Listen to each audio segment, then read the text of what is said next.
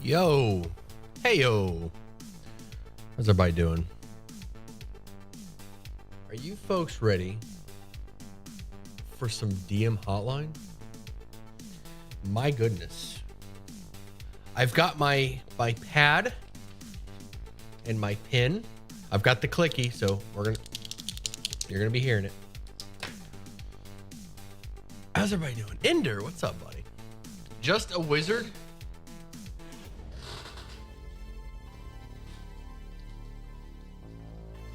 I don't think I have a non-clicky pen on hand. There we go. We're good. Say goodbye to the click.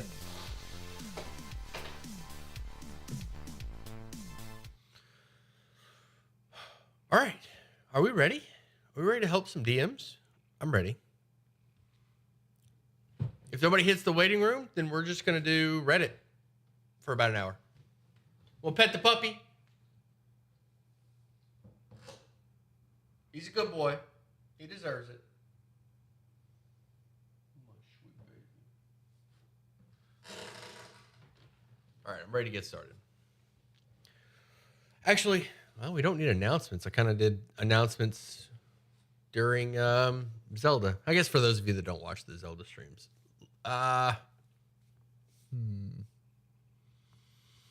No, I don't really have anything.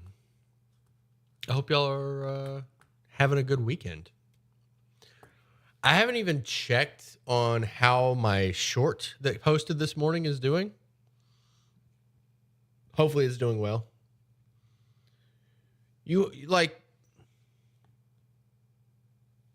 So a great position to be in as when you're making YouTube videos is when you can post something and then like let it and just let it do its thing. Start working on the next thing. That's a really good place to be. You don't want to be, I know it almost sounds counterintuitive to be like those people that post a video and then like hover over the video and watch the metrics refresh every 30 minutes, see how it's doing. I still do that on occasion, but for the most part, with shorts at least, I do that for video. For every video I post, I'm like, how's this video doing? Is this doing okay? How are we doing? But for shorts, I'm finally to the point like, okay, well, there's always tomorrows, right? I'll just post one. I'll just post it. If it does well, great. If it does poorly, there's always tomorrow. I haven't gotten to that point with videos. That's a good place to be. All right. Weekend's going great. Good. Heart of the Void, welcome back. Going home, finally. I'll join the Discord soon. Cool. Ayo, doing good. Quentin, welcome back. Kalia, you posted a picture in Zelda, and I have no idea what I'm looking at. It looks like a Goron in lightning armor. Oh, goodness me.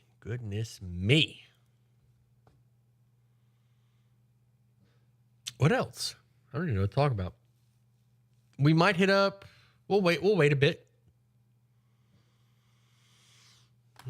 I should have planned for this. I mean, we can hit up Reddit. Give me a second to get on my PC. I got a question for you. All right, cool. I'm ready. I'm here. I'm ready. You folks aren't about to tell me that there's not a DM out there that doesn't need help with something. Some people would say, they don't need help from you. And to those people, I say, phooey. Did I just lose my pen being dumb? Being silly? Not a DM at the moment? No, Ender. Do you want to be? I know a great place to find players. How to entice non-nerds to play. We can talk about it, Martin, if you want to hop in here. How do we get non-nerds to play? Never again. Never running a game again? Why? What happened? That could be a discussion. We can go back and forth on that one. Or not back and forth. Like, that could be a discussion. Like, I'm curious. We could talk about it. Hi, hope you're doing well. And I also have a question for you. What is your favorite dragon? Also, what is your favorite demon? I did a short on my favorite demon. Favorite dragon? Probably blue. Like blue. My favorite demon is Bale. Wait, no, you said demon, not devil. What am I talking about? My favorite devil is Bale. My favorite demon, I really like the Merilith. I also really like Goristro, big Minotaur. I like Minotaurs. Y'all know, yeah. Those of you that have been with the channel for a minute know Minotaurs are my favorite. And look, there's the question there. Favorite race, Minotaur. My favorite playable race, Minotaur. Hey, had to go back to your question because I couldn't hear. I found a helm under Death Mountain that is the divine beast from Breath of the Wild. Turns put those are the mask that the heroes wear in this game. Cool. It's okay, everyone. I'm here. What's up, Nico? Pile in, folks. Let's get to it.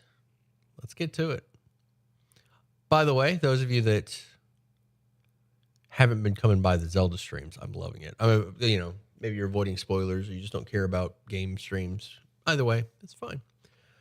I will tell you that Tears of the Kingdom is my favorite Zelda game so far. It's amazing. I love it. Running Frostmaiden now, enjoying your videos on it. But with Chapter 1 and 2 needing different character levels, how can you keep characters not crossing too soon? Hey, Jay, why don't you hop in the DM hotline waiting room and we can discuss it. What I'm going to start doing with module guides is I'm going to just been avoiding spoilers. Ender, you haven't even gotten it yet? Rip. It's good. Oh man, it's so good. What I'm going to start doing for module guides is I think I'm going to leave space within the module guides when I start posting those videos again. I'm going to leave space for DM hotline. So let me give you an example. If I'm doing a module guide for, we'll say Rime of the Frostmaiden, and I'm going through and I have specific advice for DMs, or I want to give specific advice, but I can't because, I got to make the waiting room available. Derp. I do this chat. Why do I do this? Why do I do this? I do this every week. I got to unprivate the channel. Otherwise, nobody, like no wonder, right? There we go. There's Karaka. So, in one second, Karaka, I'll get you in here. So what I'm going to do is, I had an example. So let's say as a DM, I'm giving advice for a module. And I'm like, hey, you can incorporate character backstory here in this area, or you can give class specific loot here.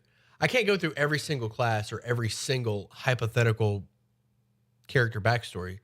So in the video, I'll say, hey, if you want specific help on class or character backstory stuff, you can discuss it, DM hotline, and direct them to the DM hotline. Cinderblock Sally's in here. What's up with you? How you doing? You got far enough. I saw some spoilers and noped out till I get my hands on it. That's fair. Ooh, quick question. In which D&D book can I find the Artificer? That would be, it was added to Tasha's, right? I'm pretty sure it's in Tasha's. I got a day one, but just been not motivated to play it, but I have this weekend off. Nice. There you go.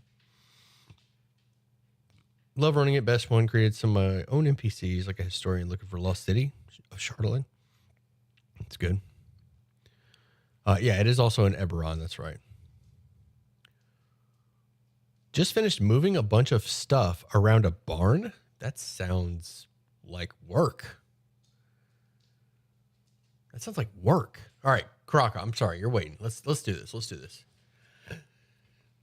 Dungeon Master Hotline. How can I help Hey, you? What you got for me? okay. So I have put okay. I put all of my players in uh like a certain, I don't want to say subplane, but an area they can't get out of, right? A demi-plane. Yeah. And the ruler of this plane is a wizard that they haven't met yet. But two of them have been captured by a shield guardian and sent to basically like a prison. And I have completely blanked on any ideas for like a prison escape. And also, I've split up the party, which is I've seen a lot of people say that is a bad idea. Splitting the party? Yeah, Indeed, it is. yeah, I did it, and I was like, oh, I probably shouldn't have done that. So what is your question? You want to discuss splitting the party? Well, I wanted to discuss like ideas for like a prison escape kind of like mini quest so that I can get these two players back to the party as soon as possible. Well, here's the thing. So let's talk about splitting the party first. So whenever you split the party, you as a DM, whether you're running online or in person, no way Homer's starting with this. Homer. So you as a DM, whether you're running online or in person, have to. Hey, he's got the zoomies now. You can only listen to one person talking at a time. You can only process one person talking at a time. And if that person isn't with the group, then the group basically is not playing the game. So this is why I Yeah. don't like splitting the party. Because if you have one group that's doing something and they're talking to you about what's going on, your mind is focused on this, so these people aren't involved. They're basically not playing the game. And the longer that you run party B, the more time that party A is not available. And they also have to process information like whatever conversations are going on, they can't be a part of it. They can't remember what happened. Like they're supposed to not remember what happened because they weren't there. Yeah. Overall, it's not a great experience. It may work in some case, like you can get away with it if it's small, but I won't. I make sure that the party is involved with everything at all times because it's a cooperative game. It's a cooperative Yeah. game. With that being said, for the longer your prison break takes, the more time party. So you said there's two in prison and the rest are Yeah. not. I think there are okay. I have I think 6 players, so 4 outside of the prison, 2 in the prison. Okay, so you have a couple of options. I'll go through the least desirable ones, or I'll go through 2 options that you can do, and then I'll tell you like what the one that I would do. So Okay. your first option is to just hand wave it. Write a paragraph description or 2 describing how they broke out of prison, and then boom, they're with the party. They're right there.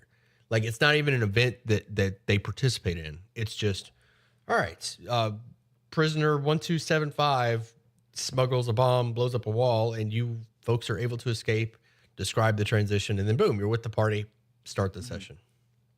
That's one way to do it. Not great, but it gets you moving to where you want to, gets everybody together. Second option is to run a small adventure. The smaller the better, because remember that party A isn't getting to play while this is going on. Yep. So run a small adventure, come up with something quick, 15 minutes tops, maybe 30, maybe 30. Small. If you can run those two prisoners out of game, that could work too. Yeah. Like between sessions you can run them. That could work too. But give them something small to do where they roll a couple dice, they get out of there. Option C, the preferable option, is have one of the prisoners have a contact on the outside that's attempting to get them out of prison. So prisoner 127B has a friend, knows a guy that's trying to get him out. His friend is going to reach out to the party that is not in prison and say, hey, we need help getting my friend out of prison. And I heard that you have a few friends in prison as well. So this could be beneficial. I also hear that you folks are the people that get stuff done because of the party. I'm sure they've done adventures up to this point. So Prisoner 127B's friend reaches out to party A and says, hey, I heard you know a few people that are in prison. I need help getting my friend out. You need help getting your friends out. Let's work together. Let's make a deal. Now, the entire party is involved, even though they're in separate locations. Now the entire party is involved with this prison break. Yeah. All right. I was going to make it a thing where it was like, so when I didn't plan to separate the party. It was like a thing where they went into an encounter that I wanted to make seem very like detrimental, like this is very dangerous. So the way I did that was taking away 2 of the members at the very end of the combat. And I mean, it worked in that session, but then I didn't have a plan to get them out of the prison. And so my only like planning that I had done is that, because I'm kind of going through like, I don't know, like DM planning block, like art block, but for D&D. But anyway, 4 of the people are trying to like the way that they like their motivation for this part would be to get the 2 people out, and then the 2 people, their motivation would be to get out, and then I'd switch like scenes in like a show from group A to group B. Mm-hmm. But I like the idea where it's like there's a prison or a prisoner already in there who's already trying to get out is really good. I just can't think of anything else. Also, one of my players, he has a character. It's the new monk class where it's like it's got to do with like dragons. Mm-hmm. And so he's themed around like an ice dragon, where he can that's what he's themed his entire character around. And so the further he progresses in the story, he basically unlocks other elements by going through like a situation with that element that will awaken that element within him. So I might want to put like some sort of like, I don't know, fire elemental or fire something, maybe a fire dragon in there, like in the prison. Okay. But I wouldn't know how to do that either. Why fire? Because we've talked about it, and he wants to do fire next. Oh, okay. So gaining an element. Okay. Yeah. A fire elemental. All right, we're kind of derailing from the original question. A fire elemental in the kitchen that's producing fire for the cooks. That's really easy. Just a fire elemental. If you just want a reason to put a fire elemental somewhere, the best place is in the oven. Like they're just powering the foot. I've done that with taverns. I've done that with lots of things. Just a random fire elemental, just chilling in a hearth. Doing what they do. They don't have to be hostile. I think that's actually an example. I think I took that idea from an example in a module where it was just like a fire elemental that was being used by a cook. Oh, okay. I think it was like bound to the oven. There was 2 comments in the chat that really stood out to me. One of them is to have the party play NPCs. So you could have prisoners that are NPCs that the other party members are controlling. Oh yeah. That could be fun. Or I love prison escapes. I say get them all in prison. So you could have the party team A also get arrested and thrown in with their friends. And then you have trying to get the other ones out. Or whatever they're doing. Like that. I mean, that could even be a transition. That could even be how you start the session. You're asleep at your room in the inn, and guards bust in and snatch you up, and you're thrown in prison with group B. Mm-hmm. Right. That way. And like, if they get upset, like, oh, we didn't get to interact or, whatever, just say like, hey, this is how I'm keeping the party together. So it just happens. You get arrested. Yeah. But come up with a cool description. That's another way to do it. So yeah, having party A controlling NPCs within prison to help, that could work. That's a fun one. I would have fun with that. Not everybody wants to play a character that's not their character. I would have a blast with that. But Oh yeah, my players love playing different characters though. there you go. That'd be great. You could even ask them like, "Hey, I want." You could even tell Team A, "Hey, listen, I want you guys to help Team B escape prison. I need you both to draw up prisoners." You could say this between session. I need you both to draw up prisoners. I have if my DM said that, like, "Hey, Team B's prison, and I want you to be a part of it, so draw up a prisoner," I'd be like, "Yes!" Yeah, I'd get so excited. I have like a few players that like all they do in their spare time is just make characters for different things. Okay, all right. But yeah, this really helps. Good. You have any other questions? I think that was it. Other than like what do you do to help with like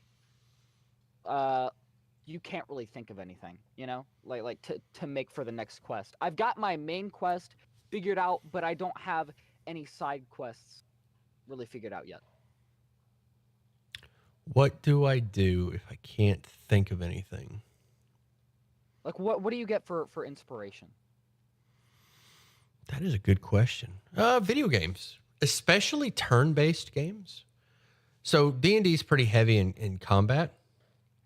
It's like, I don't know, like I've kind of developed a system. I don't really like get stuck. I'm not trying to sound like a brag. I just don't like get stuck because all I just need a seed. I guess that'll be my inspiration. I just need a seed, and then I'll build from a seed. And usually I'll choose that seed. It could be based off a monster. It could be based off a movie. It could be based off a game.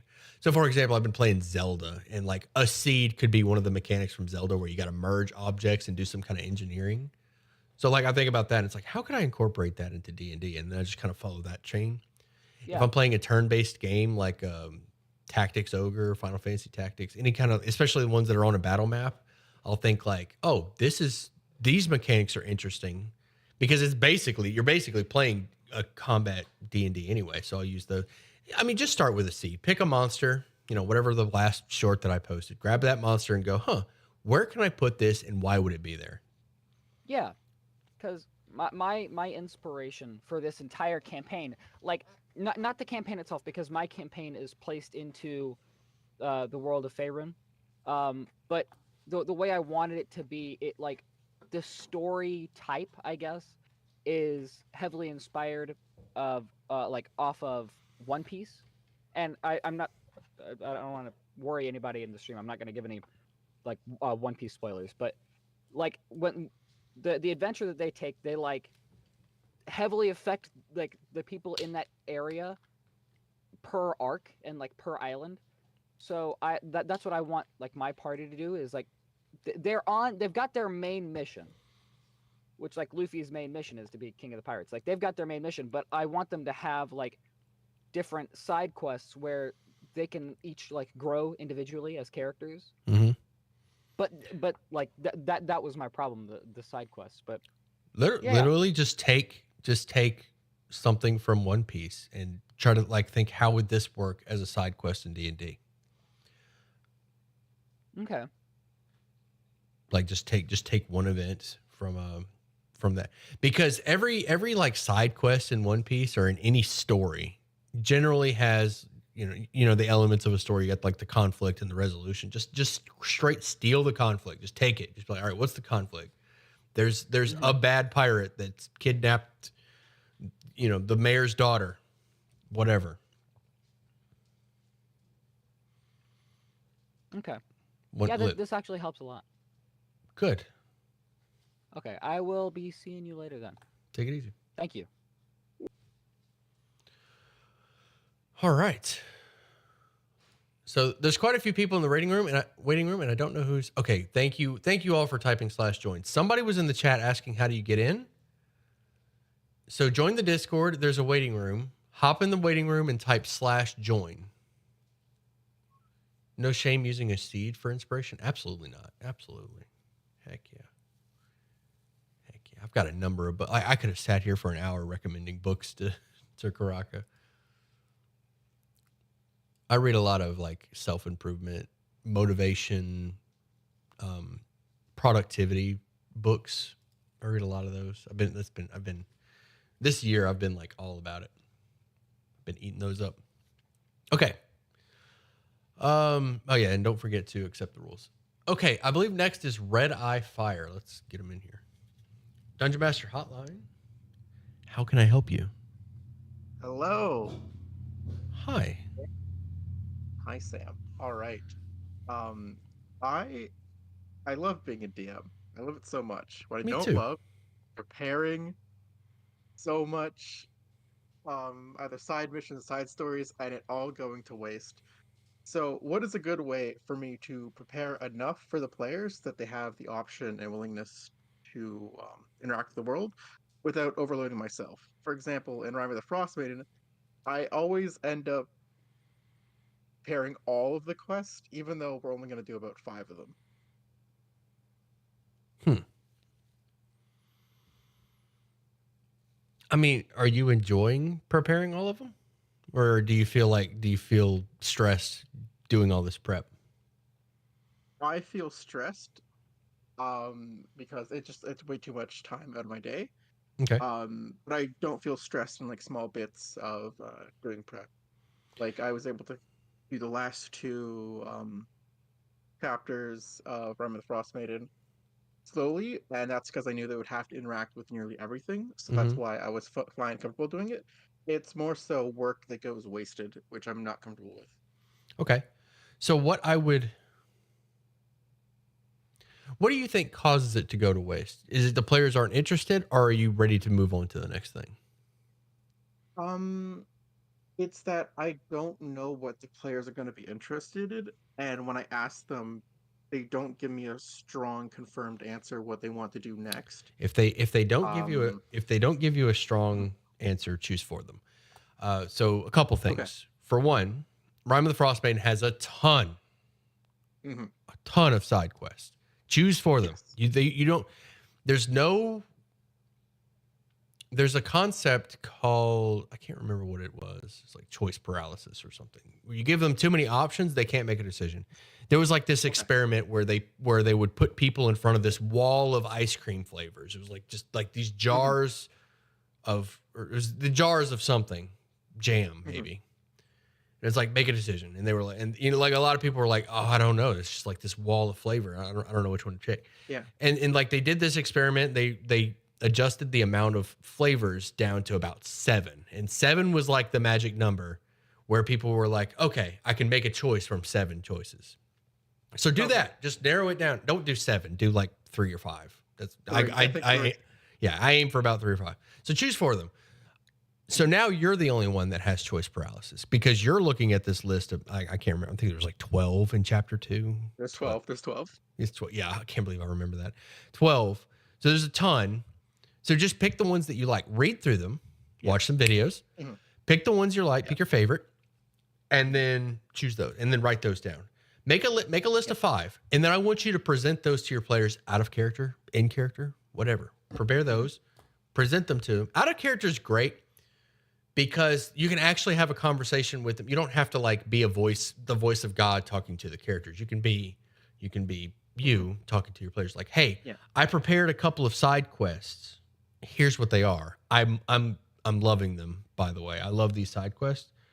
Yeah. Which one you could do that? So you could do this at the end of a session. Be like, okay, look, I'm going to prepare a couple of side quests. Which of these interests you? You can do that at the end of the session.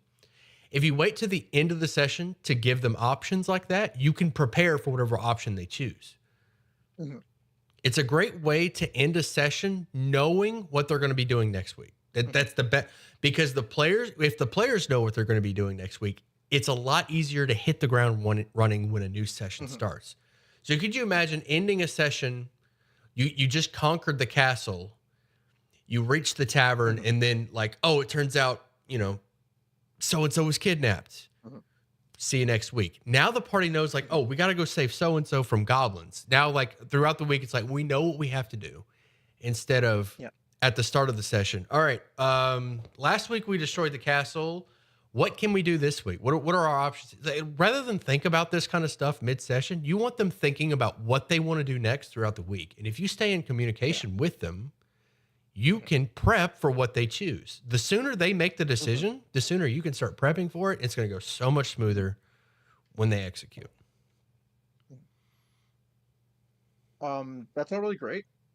However, I think because the sessions outside of just like when I'm doing DMing for someone as a job, Mm-hmm. um, the problem is people drop in and out all the time, and they said that they're more comfortable with us um, starting the quest at the start of the game session, so that they can choose what they want to do and then end it at the end of the game session. So they want to So make the that, choice at the start of the session. They don't want to choose mhm, before. yeah. So Okay, that then forced me. yeah, Um, then just prepare 5 side quests. Accept the mhm, fact that whatever you prepare is it might get. As a matter of fact, if you prepare 3 to 5, just accept that 4 of the 5 are just going to get dropped. Just be ready for that. mhm, And okay. if you can put a little bit of energy into moving things around. So you can have 5 side quests, but they could all have the same boss. Like maybe there's an ogre at the end of all 5 of them. Like you just choose like, Okay. okay, ogre, here's 5 ways to get to this ogre. You could have a puzzle, prepare a puzzle, put that puzzle in all 5 of them. That way, then you could just flavor one adventure. Like you have one adventure, but it's actually, it's flavored 5 different ways. So it's the illusion of choice. So it's a Mhm, really common thing to do in video game development, just like the illusion of mhm, choice. Like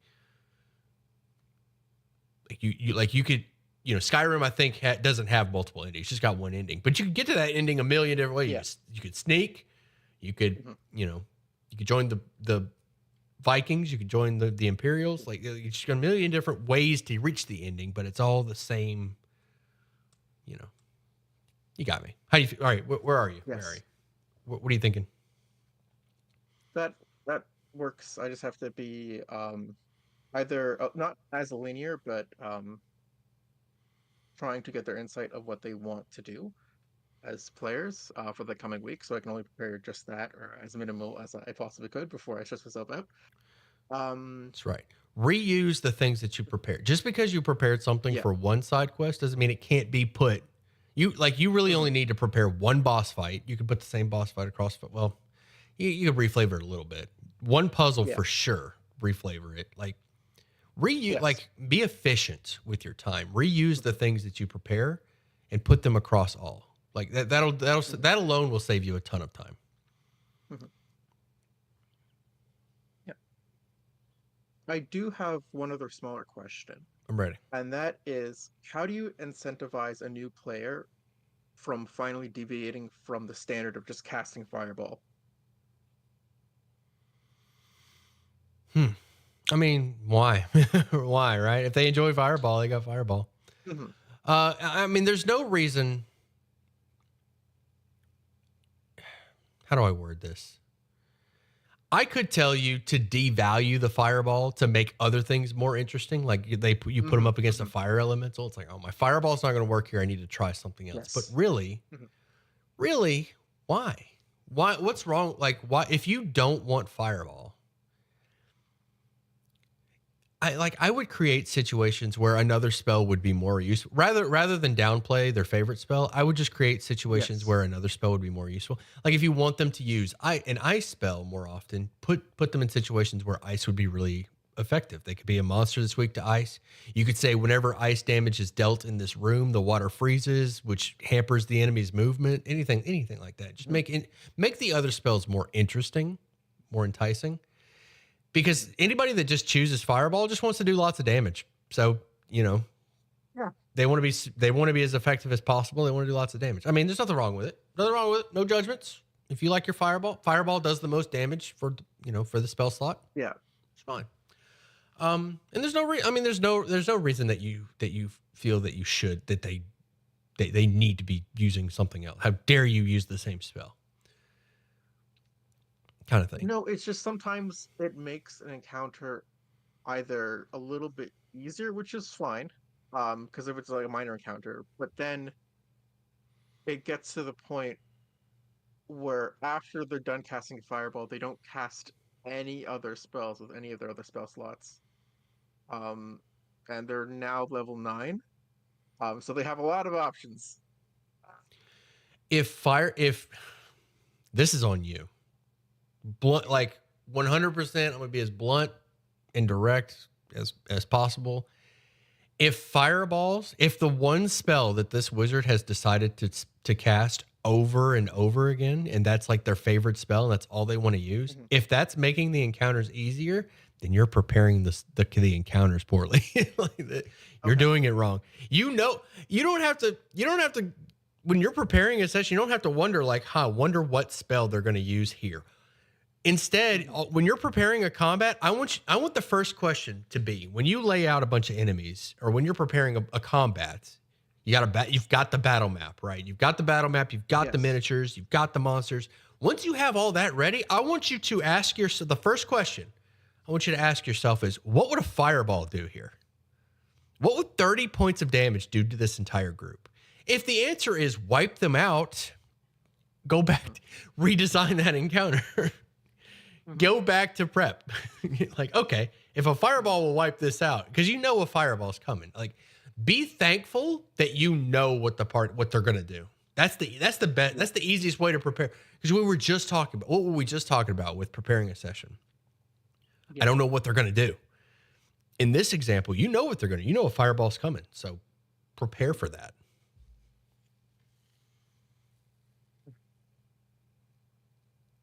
I guess. It's not always effective in some combats. No. It's even when it's not effective, they still decide to use it, even if the enemy is either resistant or immune. And I tell my players, like, oh, that fireball didn't seem as effective as it was beforehand, or the cold damage, it seems like the heat of the monster resisted it. So I let my players know a bit of the behind the scenes mechanics, so they don't do the same action again. I'm gonna be real. If they're dropping fireballs knowing that it's having no effect, I don't think you may not have conveyed that information well enough. I would ask why a fire, if you tell them they appear immune to fire. Are you sure you want to drop a fire? Just say that line. So give them more firm. Yeah, if you in your head, okay, this should be enough of a signal for them not to do that, and they still do it, it's okay, maybe I need to be a little more direct. Because if I were to tell you, okay, this enemy doesn't appear to be taking it, or, I give you some words, and you're like, okay, well, I'm going to drop a fireball anyway. You should probably be maybe I didn't. Maybe I'm not making this clear. They're not going to take any damage if you do that. I'm trying to save you a spell slot. Just be direct. I'm trying to save you a spell slot here, because I want you to be effective. I want you to have fun. I want you to be effective. I'm telling you this fireball is doing nothing kind of thing. Just be direct with them. Yeah. Again, I guess I can also look at their spell list again and see what they have prepared and how those spells could be more effectively used in the next combat as well, to incentivize positive. Yeah. All right. That's about it. Thanks. All right. Take it easy. One more thing. Yep. Chat, there's 50 people watching right now, and only 30 people have liked the video. Come on, chat. 30 likes. That's actually. All right, bye. I'm actually thankful for that. You take it easy, bud. I'm gonna take a bit of my own advice. Rather than scold the 20 of you that haven't upvoted the video, I'm just gonna thank the people that have. Thank you. All 30 of you. Thank you. See there? See how that works? All right. How are we feeling, chat?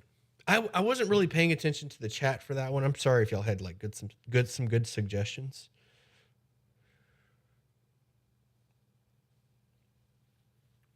Frankly speaking, some of the third level spells, they just overshadow some of the fifth. Then just improve them. As a DM, just improve them, make them better. Homebrew, man, Kobold Press and Grim Hollow have some awesome spells in them. Fireball is an interesting case because it doesn't do anything but damage. That's it. It sets things on fire, I guess. If somebody's dropping lots of fireballs, they just want to do tons of damage. Nothing wrong with that. Big peepee, you didn't like it. All right, let's get another one in here. Who's next? Adrian. Dungeon Master Hotline. Hello? Hello. Oh, okay. Hello. What you got for me? As per the last live, I actually implied like a lot of the stuff that you advised me to put in my game, Mm-hmm. which, not gonna lie, wasn't easy because so the idea is that group is French. My friends are French. I'm not French, Mm-hmm. and we're doing this in French. Okay. So it's okay, but my description is still like, let's say, basic. And I also like tried myself in what I'm doing best. So like description of the places are going pretty good, and description of people as well. They really enjoyed the way I was playing the characters, so thank you for that already. Okay. So like for now, my party is split because everybody came to the island. Everybody's like slowly. I'm trying to get them together. Okay. And like the thing is that they are on the first island. Like should I take more, because we are meeting once a week, so should I take more time on the island, because there's already this quest with the wolves that I really want to go with, but I think that it may take still like 2 weeks or 3 weeks for them to actually engage in it. Should so the and go ahead.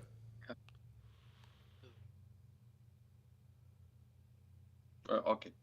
So the thing is that like I have this whole world created, and like I think that maybe I'm putting a bit too much into this first islands.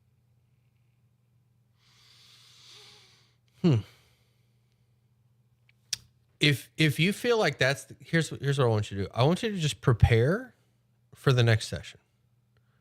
I just want you to build out for the next session, maybe the session after, in case that session bleeds over, in case you did. So prepare a session and start working on the next session. Have 2 sessions at the ready in case they finish the session early and then it starts to bleed over into that second session that you prepared. Or what I do, I don't always do this, but for the most part, I will prepare a session, and once that session's open, once the thing that I finished preparing is done, I'll call it, no matter how long it takes. I have a pretty good idea how long things take, but sometimes the party may blaze through it, and I'll just end the session in 2 hours, even though we planned for 4. Like, okay, it was a short one today. We knocked it out. I mean, you could say, oh, sorry, I didn't really prepare enough this week. Maybe you could have like some role play, add a couple NPCs. A great way to inflate time. If you're worried that maybe your session isn't going to run long enough, is to just add a combat. Combats will increase the time by significant amounts, but depending on the combat. So whenever you're preparing, have some combats off to the side that you don't necessarily plan on using, but just in case you need to inflate time, you can have them there. Like just kind of toss them in. Or have combats that you can cut out when time. Combats are how I regulate time.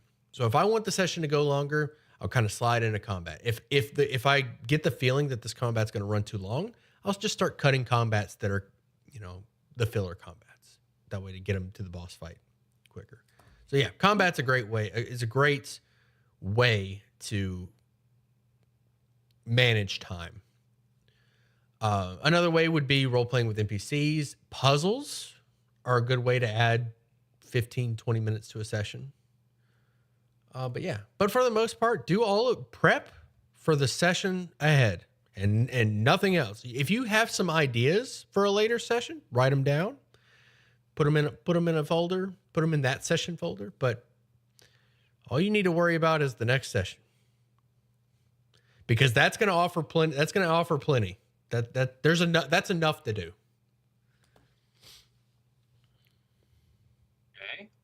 Okay. I see. Okay, this is already. I would like to thank you because I didn't like. From my perspective, like I like to prepare. I'm prepared at least for the quest with the wolves already. But the thing is that this last session, because like I'm working in a restaurant, so we finish around midnight, and my friends are coming. Those are also my colleagues from work. So we are working from midnight to like 2 in the morning, 1:30 in the morning. But like the next day we are working still, so it's hard to make a game longer than maybe 2 hours, 2 hours and a half. Okay. Yeah. In that case, cut combats. You know, if you want to shorten a session, just start making cuts. It's a lot easier, I think, to shorten a session than it is to expand one. Because with a shorter session, you can get to everything that you want, hit all the notes that you want to hit a lot easier. And if you have too many notes, then stretch it out and then make it a 2-part episode. But yeah. Okay. Like mostly I don't have too many notes because I'm not gonna lie. I need to take some notes from what I've improvised yesterday because we were playing yesterday. Because like I'm still not very experienced as a dungeon master, and I was trying my best. I was actually improvising the characters and the places as well. Okay. Yeah, So that's fine. There's nothing wrong with improv. Improv is going to require effort and energy on your part. The more that you prepare beforehand, the less you have to worry about improv later. I can tell you a session will go a lot smoother if you know what's there instead of like trying to imagine things. I mean, it's a great exercise in your creativity, like improving an entire session or improving, being able to like come up with stuff on the fly. It's great practice to just, when the players derail. But the more you prepare, the less energy it takes. You're just going through the motions, and it'll feel a lot more comfortable. The session will go a lot smoother whenever the session will go a lot smoother, and you'll feel a lot more comfortable when the party opens a door and all you have to do is read what you wrote down for that door. What's on the other side of that door? Write a room description and a couple of skill checks of what they can interact with. You won't even have to think about it. It's like, all right, we're going to open this door. Okay, read this description here. If they open this door, read this. There we go. We're good. Next. That easy. So yeah, that's where, and like while I'm on the point, because I've seen a lot of people. Listen, this isn't directed at you. This is just kind of directed. While we're talking about improv, this isn't directed at you specifically. This is directed to the people, because there are people that will say, "I'm better at improv. I'm better when I don't prepare. I'm better at improv." It's not possible. That's not possible. That doesn't make any sense. That's not possible. It's not. I've heard people say this. People in my comments have said this. That is not a possible thing, because if you can improv mid-session, you can improv out of session. And if you can improv out of session, write down the things you think up. Prep is just improving out of session. I'll word it that way. Unless there's something about being in a session that like improv just comes easier to you because you have to, All right, sorry. Go ahead. I'm off my soapbox. Go ahead. I think no. It's like I really appreciate all the tips that you gave me just right now, because like let's be honest, I'm gonna be continuing with this, and it's going to be very useful. So at least thanks to you, I know more or less the structure of the adventures, like how I should do this. Good. So the thing is that like okay, from so far, I can see that, okay, I'm good at improv, but I prefer to do it the right way, to always be ready in case. The thing is that, like, it's in French, and my level of French, like, it's not bad. It's not bad. I can talk about pretty much any subject, but the thing is that, like, for example, to get very specific description, I would have to dig through the internet during the hours and hours, and because I'm working in the restaurant, I have only one day free in the week. I don't have a lot of advice for like that language barrier. Yeah, like I mean, the better you. So as a DM, you're going to have to learn a lot of different skills. You're going to have to learn how to improv. You're going to have to learn how to communicate your thoughts to another human being. You're going to have to, like take good notes, listen, math. There's like a lot of little skills that go into being a dungeon master. And it just so happens that one of your skills is French. One of your skills is another language. You're going to have to, just like with all those other skills, you're just going to have to work on it. You're going to have to improve your French. That like, I can't can't give you cheats, especially not with a language that I'm familiar. I can't give you cheats. There may be like, yeah, I can't give you I can't really give you advice on language learning. Just take time. I mean, if you're preparing sessions ahead of like several sessions ahead, I know that you can make cuts from that and start and improve your French. Maybe 30 minutes, maybe an hour a day just to improve your French. If it's that important to you, I don't know if yeah. Improve French is a skill. You're going to have to improve on that, just like all your other DM skills. That's the best advice I got. Yeah, the other thing is that all of my DM books, all of my Dungeons and Dragons books actually are in French. I'm still reading them. So here's the thing, like, because the people are waiting and I don't want to take your time too much. So the thing is that there's always next my players are preparing very slowly to go and fight with the wolves. I have my pack prepared. I have the what was it, the special wolf. I have the wolf that was experimented by the artificer. And I actually want to go to make some plot with this wolf. I want my characters to find some description of like on the elements of this wolf, because I decided that it's gonna be half mechanic wolf, like a creature that's constantly in pain, and the wolves actually are stealing stuff because of the stomach of this wolf. Before they were stealing lamps, the oil lamps, in order to fuel this wolf, because he can control them, and he makes them bring him the necessary fuel. But his stomach can pretty much go with everything. So after, when the oil lamps run out, they started bringing food. They started bringing people as well. Okay. So yeah, my characters are getting slowly together. But the thing is that one of my players went to the not plant shop, to the herb shop, and he bought some specific plant, and I have no idea. I don't remember actually how it's called in French, but the thing is that it has to do something with wolves. And like in the books, is there some, because I couldn't find it, is there some place where I have the description of the plants? There's a number. There's one. My go-to book is called, not in the official books. You're gonna have to go homebrew for that. Oh, okay. But one homebrew that I recommend for plants specifically is called the Herbalist Primer. Not sponsored. It's a homebrew.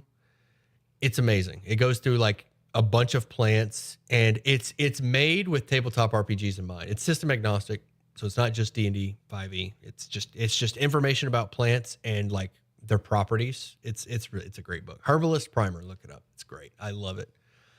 Herbalist Primer. I'm just gonna.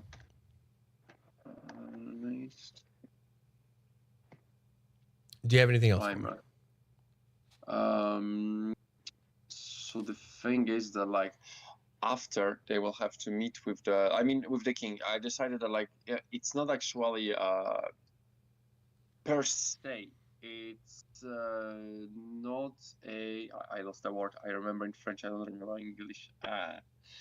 It's not a kingdom.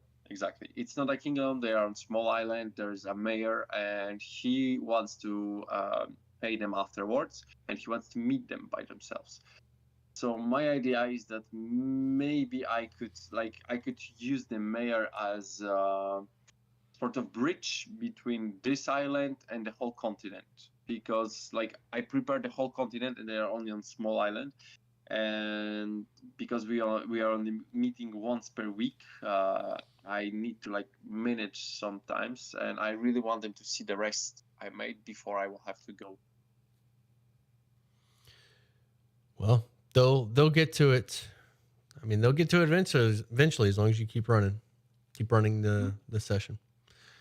So All my right. question: should I go steady and slowly, or should I maybe try to rush from time to time? Wow. Wasn't expecting that. Uh, whatever you're more comfortable with. I think the correct advice would be whatever your players want. But if you can't, whatever you're comfortable with, whatever you're comfortable with. I mean, you'll get used to the more you run. You said you're still a new DM. As you Yes. run, you're gonna find your pace. Just keep running sessions. You'll figure it out. I can't give you advice on specifically rush or slow down. My sessions are generally pretty quick, or not quick, but my pacing is generally pretty fast. I've actually been trying to slow it down. I get quite a lot of feedback like that. My pace is pretty quick, but I would rather, like, to be honest, that's kind of my style. I would rather it be too quick than too slow. Slow games to me are kind of boring and drag on, but that's a style thing. You'll figure it out. You'll figure it out as you run. All right, I want to get to the next caller. Yeah. So thank you so much and have a good night. You too, bud. See you next week. Let me know how it goes. See you. That's for sure. All right. So Quispy, I definitely saw you next. Did you like get bumped? I'm gonna grab Gentle Breeze because they're next on the list, but I see you, Quispy. I don't know what happened. How we doing? Actually, let me talk to chat real quick. How we doing, chat? Ender, I saw your saw what you said. Good stuff. Flame Tongue's a regular weapon. Good night. Magic item subclasses are good for theming. Absolutely, they are. And reflavoring. Dungeon Master Hotline. How can I help you? Hello, Hey, is this going? Yeah. it's going. I hear you. Hello. So I have a question I'm ready. I think it needs a little story before, because I need to explain how I basically run my sessions when I do them. So I started DMing 6 months ago. I am into D&D for I've been into D&D for basically a year and a half, and I have my own campaign, and I do my own things with my friends. Um, Sorry, I'm a little shaky. I don't know why, but You're good. it's all good. I have looked up on some of your videos and Dungeon Dudes, some of Ginny D's on how to be better at DMing, They are great. having some more ideas on what to do when things go fuck up and everything else. But this helps with a campaign when where I can run, for multiple sessions with the same people. It happens that 3 months ago, a comic shop called me. Mhm. I mean, it didn't call me. It was just reaching out for DMs who would want to DM if they needed to. And That's exciting. yes, that's has been a really fun experience, honestly, and I didn't know how fun it could be, and it really opened up some doors for me. Mm-hmm. And those things, basically, I get called, and it's basically a one shot night. Mhm. I just go there, I get paid, and I run a one shot for people that I've never met before. And it happened that this one time, at the very end of the session, some players were doing something that set me off and put me uncomfortable after I thought about what they did. And my question would be something like, in those cases, because in a campaign I can talk to the players, and because it could happen again, I could tell them, well, could you, like, is there something that you could make differently, because that put me off. But in a one shot where those players I might not meet them again, is it better to leave them to their fun, or is it better to speak up anyway? Because I have this dilemma. I let them have their fun because it was also the end of the session, but this way I was like, now that I think of it, if it happens again, what should I do? That's a really good question. So on the one hand, you only have to put up with it for that one session. But on the other hand, those people are going to go off to other people's tables and they may continue that behavior. So it's really going to come down to what it is that they did that made you uncomfortable. Do you think that what they, with that, you don't have to be specific. Yeah. So I'm going to ask you this. Do you think what they did that made you uncomfortable is going to make other DMs uncomfortable? So I am a very sensitive person, so it might not. I think it depends on the DM, sincerely. So, um, I don't know if you're familiar with the Wolves of Welton, Wolves of Welton, one shot. I I think I feel like found I've it heard. on the DM guilds or something. Yeah, I think I've heard of it. And Is it Adventure League? yeah, I think I don't actually remember. That's okay. But basically at the end they were like slaying and kidnapping puppies, and it was like, I mean, it's not Not the something really, but puppies. yeah, it was like, why would you do that? And it really set me off, but it was the end and I let them do that. So yeah, I think that if the next time I see something that it's like even more I have to say, I don't know how to say that, more problematic, or that Mm-hmm. puts me off even more, I probably should speak up. Yes. Yes.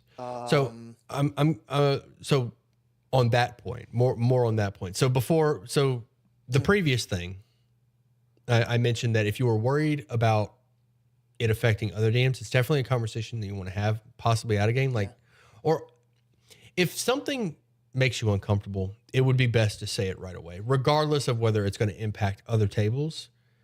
okay, But yeah, this one in particular, you don't have to come in swinging. Just fire a warning shot. Like, hey, I don't like this. I don't like this. Can we not? yeah, Like, just fire a warning shot. All right. If they continue okay, on, then you can be more firm, more firm. So with the puppies, for example, like you yeah, describe the room, the puppies are there, and they're like, "Oh, heck yeah, puppies! That's dinner," or something like right away. yeah, Like they say, "Oh, yeah, that's they dinner." basically did that. I mean, there you go. So they say that, they're like, "You're not eating puppies." Like Mm, as a DM, you could just fire that warning shot. Like, no, you're not eating the puppies. Like just fire it real quick. Like, hey, yeah, I'm not allowing this. No harming the puppies. And if they persist, like those are your like they can only go as far as you like as a DM. That's your yeah, table. Players, it's a little bit yeah, more difficult to like control boundaries, but as a DM, especially if it's like something like that, it's like, okay, the puppies are gone. yeah, Like some deity you don't even have to like yeah, excuse yeah, it. just A deity shows up and rescues the puppies. Shame on you yeah, for yeah, yeah. Also because I if I remember correctly, one of the players was also a little bit off with that. So, and it was like, yeah. Oh mm, man, if it's affecting other people so too, for yeah, sure. yeah. I think I should have done that. Yeah. Yeah, yeah. On the second Hey, thought of it, yeah. don't But yeah, dwell I mean, don't no, dwell on it. it went well. Yeah, it went well. So I'm still happy on about how it went overall. I still think that I could have done better in certain areas, but Absolutely, it's for the next. It's for the next, and it's not like, absolutely. what's done is done. Just improve for that. We could like it doesn't matter how you can always be better in everything. Yeah, And like that's great. So that's great. And if you want to practice that, like establish your own boundaries, establish your boundaries. And then once you know, like if I see, now that you've experienced it, if I see puppies being harmed in a session, I want you to tell yourself as you're preparing or whatever, if you're yeah, preparing a session, puppies are there, I want you to go ahead and like just get mentally prepared. Like, hey, I have established this boundary for myself. I am a responsible DM. I am a good DM. I am a good human. I see puppies yeah, here. If anybody tries to harm these puppies, I'm going to say something, or I'm not going to yeah, allow it. I've set this boundary for myself. You can even warn them. Like now that if you know your boundaries, you can actually like yeah. communicate that before a session. But I mean, if it happens mid session, you weren't ready, like, hey, I don't like this. Mhm. So that's good. Yeah. Thank you. We will watch your career with great interest. Thank you. It's honestly something that I didn't know I was able to do until people like friends around me, and those people I DM'd for told me that I was like, "Ah, you're good. How long we've been DMing?" And I'm like, 6 months." And it's like, "Oh wow, so short." And it's like, yeah, it's a lot of things that makes put a smile on you. Um, then I have another little question. I'm ready. That's that's a little bit easier, but how is there is it common for new DMs to have the fear of knocking players down? Because I've had that for a long time, but today I finally, for the first time, I finished my session with my campaign like 3 hours ago. So, and for the first time, I knocked off one of my players, and I didn't kill them. I just Mhm. put them unconscious. But it never happened in 3-4 months of campaign, and was like, I was so happy. But before doing that, in the other sessions, I was so scared. So, is there something to, you know, improve this fear, or like to make it go away faster? I don't know if the question is well is well put. So are you worried that the player might die, or not the player, the character might die? No, I was like, my concern is, how do you overcome the fear of knocking a player down? Because if a character dies, is i- I mean, if it's something natural, Mhm. it can happen like in everyday life. So Mhm. how do I overcome as a DM the fear of potentially knocking down a player or killing it and having the player to switch it up and make a new one? So for Because I me, had that fear, and I was like really careful on hurting my players basically. it's understandable. So for me, Yeah. what I do first, my first piece of advice would be separate a player being knocked down to death saves, separate Yeah. that from death. Those are two very different Yeah, things. that's If okay. my characters are knocked down to 0 and they're rolling death saves, that's kind of exciting for me, because that means Yeah. I've done it. I've made a challenging encounter and they are feeling the challenge. That's exciting because Exactly. they're going to come Exactly. back. They're going to get healed. A party member is going to heal them. They're going to Mhm. get up. They're going to have a long rest, and and I'm happy. Like, it's great. Mhm. No major harm was done. It's just, that was just an exciting event that happened. They got Yeah. knocked out, got really close to death, and you can even like put emphasis on it. That's great. That's a good thing. Mhm. Them getting knocked unconscious means that it feels more real. That's Yeah. exciting to me. If a player And dies, I or felt if excited too today. yeah, I So mean, there yeah. you go. They like, yeah, you were nervous, but you're excited. Like Yeah. those overlap. Those are like the same Yeah. Yeah. emotion that you're feeling. Yeah. A character dying is way different. That sucks. That hurts. Yeah. The advice I have for that specifically is to plan for it. If you have a combat, I try to make it a point for every Mhm. combat that I create, every single combat that I prep for mid session. I make it a point to establish a scenario where there will be a TPK, especially for the really hard combats. I prepare for it. So Like, have an you idea. prepare do you prepare mentally, or you tell them that there's the chance that they might get TPK'd? I literally prepare, like, so I'll give you an example. The very first adventure in Okay. Lost Mines of Phandelver is lethal. There are 4 goblins against a level 1 party, and they have like all kinds of advantages. Someone Okay. will probably drop. It may be a TPK. When I say Okay. prepare for a TPK, I mean if the last party member dies, I have prepared the description that I'm going to read of they wake up as captives to the goblins. So the last party member dies. It was a TPK. Here's what happens. You wake up in a cave surrounded by goblins. You're tied to a post. That's what I mean by Okay. literally have Yeah. prepared the next scene for when the TPK happens. Okay. Like But what if what's it's going to happen after the TPK? You're going to get captured by goblins. You're going to get tied up, and now we move Mhm. on to that scene. Okay. Just transition. TPK is a transition to the next part of the adventure, is what I mean when I say Okay. prepare for it. Like, Okay. But what if just one character dies? if one character drops, it's rare for a party member to drop and to die without like, if the party can't get to them. So I don't attack players that are down, or characters that, I keep saying characters that are down Okay. and in death Okay. saves. I don't attack them. My NPCs leave them alone. they're suffering enough. My enemies are going to Yeah. focus on the rest of them. There's still It's a chance reasonable. that the party member doesn't get to them. They roll a nat 1 on a death save, take 2 to the bad. Yeah. There's a chance that they die. Prepare for that as well. What I do is if a single character dies, I will either, depending on where we are in the campaign, if it's a low level campaign, I like to, you can slide in a scroll of raised dead so that they can get their character back up later in the adventure. Yeah. That's one way to do it. I've known to be generous, so yeah, I think I'll do that if that happens. You want to tax, they need to be taxed though. There needs to be a cost to dying. You don't want to just like, okay, it's fine, everything happened. It needs to cost gold. It needs to cost equipment. Maybe something broke. A valuable magic item got taken. Something you need to tax them. Death needs to have a consequence. I'm sure you've heard this before. Death needs to have a consequence, but it doesn't need to be their character. It could just be like, oh, that really shiny ring that you found is gone now, or you broke your sword, or it's going to cost gold. That's what gold is for. Yeah. You could have an NPC in town that will resurrect them for a price. Maybe a quest like, hey, you have to do this quest for me. I'll resurrect them. There's your next adventure. One thing that I've done it basically sets you up for other sessions. Yeah, you can I like don't want to prepare. Oh, it happens. Yeah. This, so you can do forward momentum. If the party gets completely wiped out, we're going to move on to the next scene. Goblins have captured you. Now what? If one party member dies, we're going to move on to the next scene. The priest will resurrect you, but you got to do a quest for them. On to the next scene. One thing that I've done that I absolutely fell in love with, and I will definitely be using this again in the future, is I had a party member die, and it was the last session of the campaign, the very last session. They died, and I was like, "Dang, what do I do? Like, I can't just." So what I did, I will do this even if it's not the last session from now on.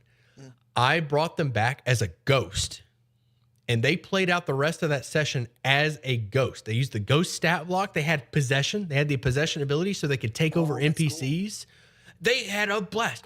And I had if a DM did that, I'd be like, that is freaking awesome. I get to put, and I even set up NPCs for them to possess so that they had other stat blocks they could use. Like just imagine I'm a ghost now. Now I'm going to go look for NPCs to possess. Like there's a kobold, they go jump in their body and now I'm a kobold, or jump in the ogre. Like, oh no, well, it has to be humanoid, but give them NPCs that can be possessed. Like let them use their new ability. Because how often do you get to play as a ghost, right? So death actually turned out to be awesome. They had a blast, and I had a blast preparing for this ghost. So they spent the last of that session as a ghost, and it was amazing. They could go through walls. They were just a ghost. Yeah, it makes them have a little experience of something that they're not used to. Yeah, that's an opportunity. I will do that in the future. They will spend the rest of the session as a ghost until they can get resurrected. And they're gonna love it. I'm gonna put cool ghostly stuff in there. You can even have a little puzzle what's on this door's locked, and then the ghost can peek their head like Casper, peek their head through the wall and be like, hey, well, what's in there? All right, looks like there's three dudes. There's a bandit. I can possess one of them. I'll possess the drunk one. You guys get the other two. Something like that. And you still let the player be included in the session. There you go. Yeah, exactly. Exactly. Yeah. That almost isn't even a constant. That's just death was more fun. Now that's not exactly. And that's fine. That's fine. It's not like they're going to show up the next session and be like, man, I can't wait to die again so I could go play as a ghost. Exactly, but they might. I mean, if they did, honestly, that would mean you did well. So yeah. But my point is, remember the time I died and I turned into a ghost? It was fun, Yeah, there's a story behind it, man. It was so fun. Yeah, forward momentum. They died, and now we can move forward as a ghost, almost like you planned it. Yeah, exactly. Okay, so it's just plan ahead on those things so that if they happen, you know how to handle those things. Yeah, you won't be. It won't be near as scary if you've already planned ahead for what to do when something happens. It won't be near. You won't be near as nervous. It won't be near as scary. You know what's going to happen next because you're the DM. The only surprise is what are the players going to do, right? That's all you got to worry about. Just be ready for that. Okay. Well, thank you. Mm-hmm. I really appreciated the advice, and I am not nervous anymore, so I think I was scared about the live stream or anything. You did great, I'm buddy. gonna say I think I don't know what time is it, but here is late. I'm going to go to bed, so I'm going to say good night to you and to the chat. Thank you, Sam. See you for the next time. Take it easy, bud. Thank you. Bye. Laters. What a cool guy. One more thing. If a party, one more thing I forgot.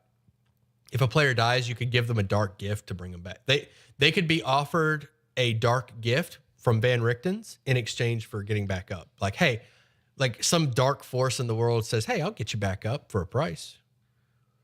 And then you offer them a dark gift or some kind of reward, not reward. There's tons of ways to handle death in a fun way. Yeah. How we doing, chat? Good ghost idea for Curse of Strahd. Curse of Strahd actually already has something in place. If you die in Barovia, you just come back. Like I think you just like manifest from the fog, if I remember correctly. All right, let's get Quispy in here. Dungeon Master Hotline. Hello. How can I help you? Hello. One second, I forgot. I gotta remember. Oh, so I am running another campaign soon that's gonna be like the Skylands type of world. Okay. It's like an infinitely spanning world made of islands in the sky. Mm-hmm. So the premise of the campaign is pirates. It's always fun. Pirates on the Sky Islands. I like it. Are they flying around in on airships? Yeah. It's exciting. More like there's so much I could go into about it, but the main premise that I'm here for is the ship combat rules in Ghost of Saltmarsh. I've Mhm. heard they are not very great. And Spelljammer's not great either. But would it be like a really bad idea to just be like, yeah, the boat is just another large object you can interact with. There's no ship actions. You just can use your action. Where's the fun in that? Uh, It sounds like, so I'm just going to tell you, it sounds like you want some ship combat, right? You want ship abilities. You want the ship to be a character in the show, in the campaign. no, what I'm right? saying is the exact opposite. Oh, you don't? Oh, you want the ship to be in the backdrop. My bad. I more so want the ship to be like, this is just another thing. Because the way it's in Ghost of Saltmarsh is like, the ship has its own actions. And if you use one of the ship's actions, that's just taking away from what the captain can do. Okay, my bad. I misinterpreted. If there's something that you don't like, that's easy. Just cut it. Yeah. So, all right. So, what's your question? Would it drastically upset the balance for like removing the ship actions and replacing it with just, yeah, if there's something on the ship, you can interact with it? Because why else would they have made such a stupid system if it's not to replace something else that wouldn't work well? What do you think would happen if you scrap it? I don't know. It'll be okay. Like just hand wave it. Anything. If you like, yeah, it's fine. None of that ship combat is crucial to anything. Yeah, just cut it. It. Like, if it makes you feel better, you can write a description of the ship combat that actually took place. But as far as rolling die and having ship combat, yeah, just hand wave it. Like, you don't want to deal with it, then don't. I mean, I think ship combat would be fun, but what I'm saying is the whole system for it is like, if I just remove that, and then it's just like, the captain can move the ship, and if there's something on the ship, you can interact with it. It doesn't cost the ship an action. The ship doesn't have actions. Yeah, so the ship would just be a building. Like, Yeah, that's what I'm saying. yeah, that's fine. You have a little battle, like Okay. it'd be just like a tavern. Just you have a little building. Like, hey, here's the boat. Okay. There's some NPCs on there for the interact. You run around. You can have a combat on it. But yeah, it's just a building. Yeah. Like a building I am. that just happens to be moving, but that moving aspect of is irrelevant. I am trying to come up with a few like options that the other crew members could do because I'm using like the whole like officers system Mm-hmm. where there's the navigator / quartermaster, the captain, the boatswain, Mm-hmm. the chef, and the surgeon. Mm-hmm. So the whole idea is the boatswain or bosun, essentially like the technical engineer kind of guy. Since it's much more steampunk than in Ghosts of Saltmarsh, I'm planning on them having certain things they can do, like boosting the engines for a single turn or rerouting power to the energy weapons to make them shoot harder or whatever. Okay. But that's it. I can only think of stuff for the technical, like only things for the engineer. Like I don't know exactly what. Like the surgeon is basically they chose cleric as well, so they're like a healer. But as far as like the quartermaster, I guess they'd just be fighting normally, and the chef, they don't really have much going on. So if you add something, so chef, we'll focus on chef. If you add something, or if you want to add unique mechanics like navigation, medic, chef, if you want to add unique mechanics like that, there needs to be a pro to having them, but there also needs to be a consequence for not having them. You don't want the situation to be, okay, I cook food, okay, roll a die, and then nothing happens. Like, oh, I failed this roll. This now happens. I succeeded in this role, or I succeeded as a chef. This happens. I failed as a chef. This happens. So for an example, in navigation, if I fail the navigation, we get lost. What happens now that we're lost? Yeah. If I succeed as a navigator, we get there efficiently.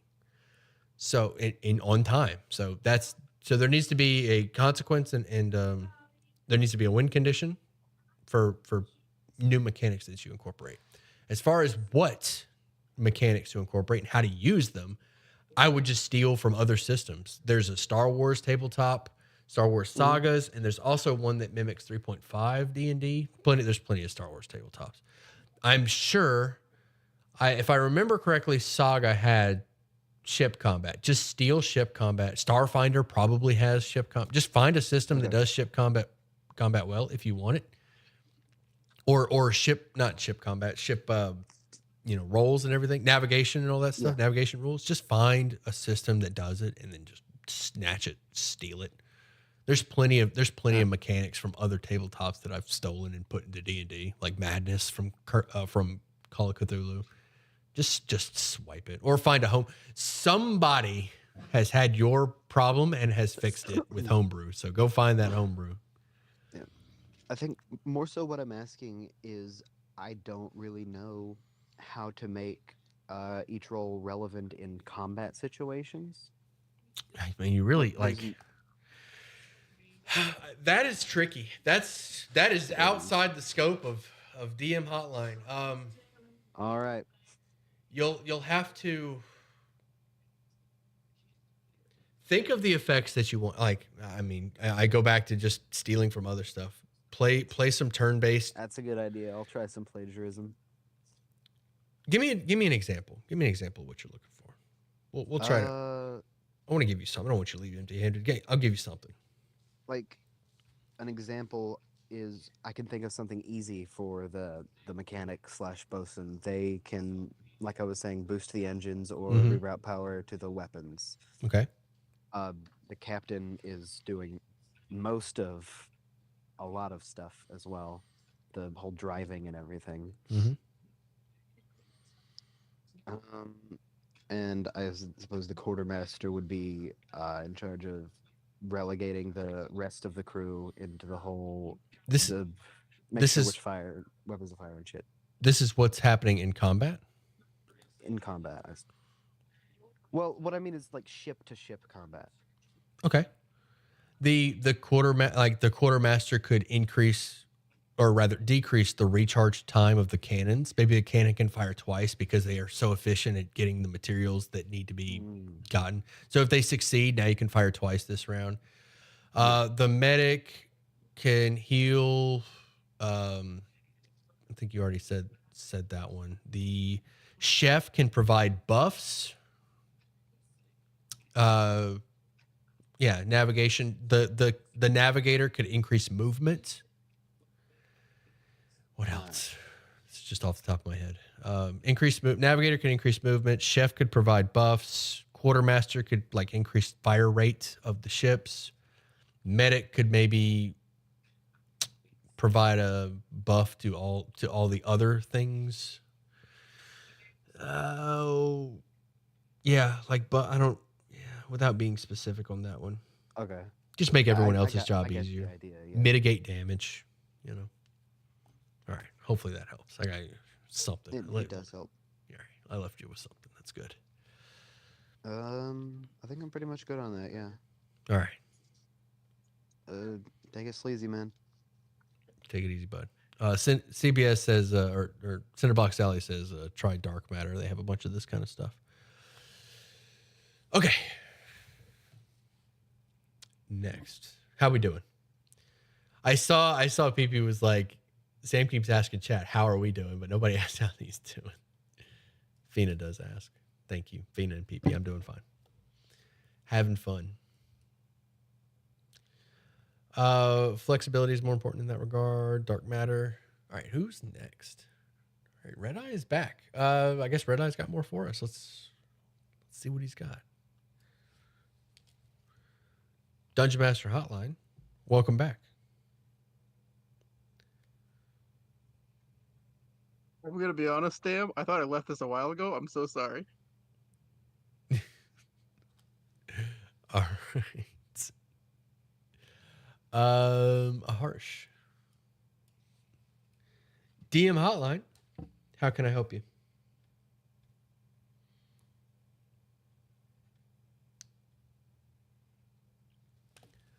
Dungeon Master Hotline. I'm here to service you. Dungeon Master Hotline. I'm here to service you.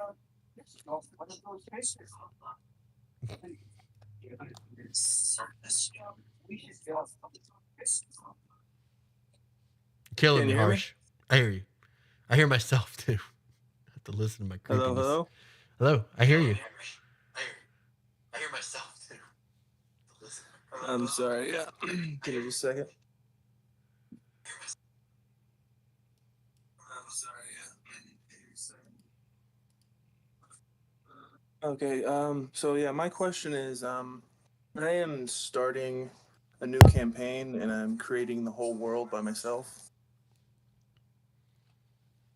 Okay. Why? And I was just wondering, how much lore should I create to actually make it feel immersive?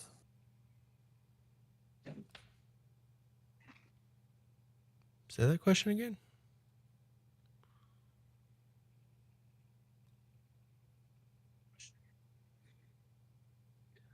I am creating a world with in my new campaign, and I was just wondering how much lore I should make for the world to actually make it feel immersive.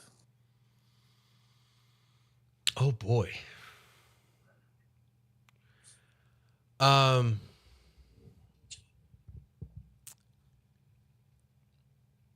So first off, can you? It seems like you're. Hopefully, this isn't on my end.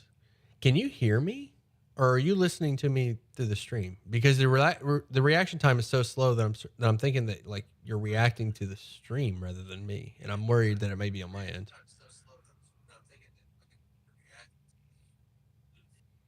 Yeah, because I can hear myself in the background talking. I Can you hear me through Discord? am having a little bit of trouble hearing you through the Discord.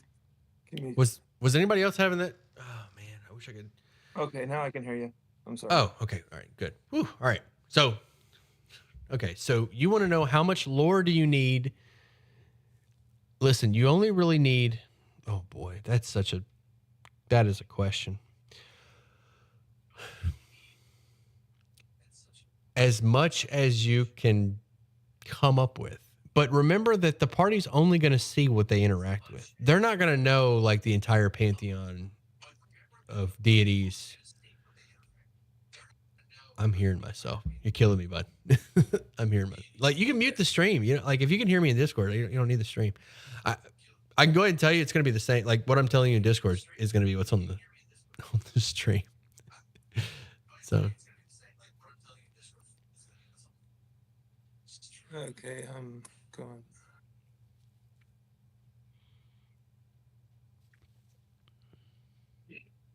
I'm sorry.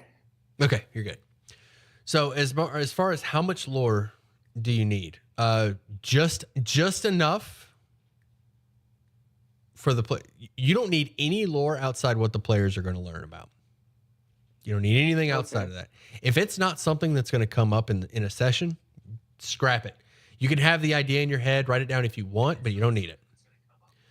The only reason that you would worry about that kind of stuff is to connect the dots. So if it's like, okay, there's this death deity I'm going to introduce, the party learns about it. It's like, okay, well, you know, you don't need to worry about like where they came, you know, the origin of the worlds, you know, the cradle of civilization, dinosaurs, and, you know, which dinosaurs were where 3,000. You don't have to worry about all that. All you need to worry about is what's going to come up mid-session and connecting those dots. And that's it. And that should be really easy to prepare for because that is independent of the player's actions. The player's actions aren't going to impact the lore. It's only going to impact what lore they find, where they find it. Okay. I'm hearing myself a lot, buddy. I'm like talking, and I'm hearing myself while I talk, and it's unbearable. I'm like talking, and I'm hearing myself while I talk. All right, is that better? I don't know. I stopped talking because I was talking. I stopped talking because I was saying something. I didn't want to be rude and interrupt. I understand. And going along with that, Sure. My big bad is I'm making the government a theocracy. And the big bad is actually the head of the theocracy. Mm-hmm. I was just wondering how I would go about explaining that to my players. I think that was fine. You explained it to me in 2 sentences. Okay. Do you want? So all right. I want it to be like a surprise that they stumble upon. Oh. You're going for like that Star Wars. Oh no, it's Palpatine kind of thing. That's what you're going for? Yeah, kind of. Okay. Well, Star Wars did it really well. Arguably the best. So look at how they did it and just kind of mimic. And you can make change. You can adjust like, oh, the Jedi were really stupid here. I'm going to change that. But just mimic how, steal it from how Star Wars did it. It's going to be really hard to, any hint that you drop, more specific advice that I can give you for this one, for this situation, is to don't have the big bad evil guy be present. Don't have the big bad evil guy doing stuff to the party right away. Have the lieutenants. So, for example, let's say you start the campaign off. There's the Thieves Guild. They've been harassing the party, and the party's got to deal with these Thieves Guild, or the bandits. They got to deal with them.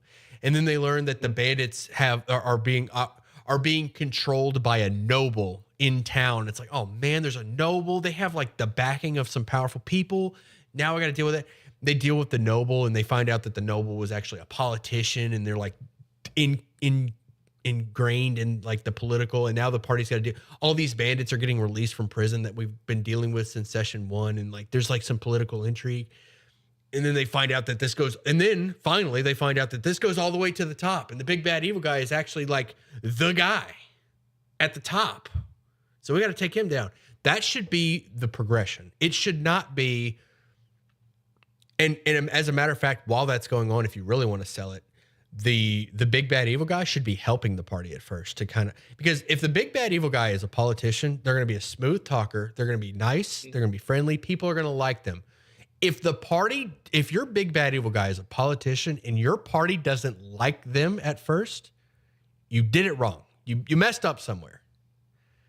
Okay. In my opinion, you know, like I'm talking in absolutes, but in general, if you're because I mean, think about like going back to the Star Wars example, like like the Emperor and the Jedi were close somewhat, We're not hand in as hand close. throughout most of the series. Yeah, I mean, like they Most were of the prequels, anyways.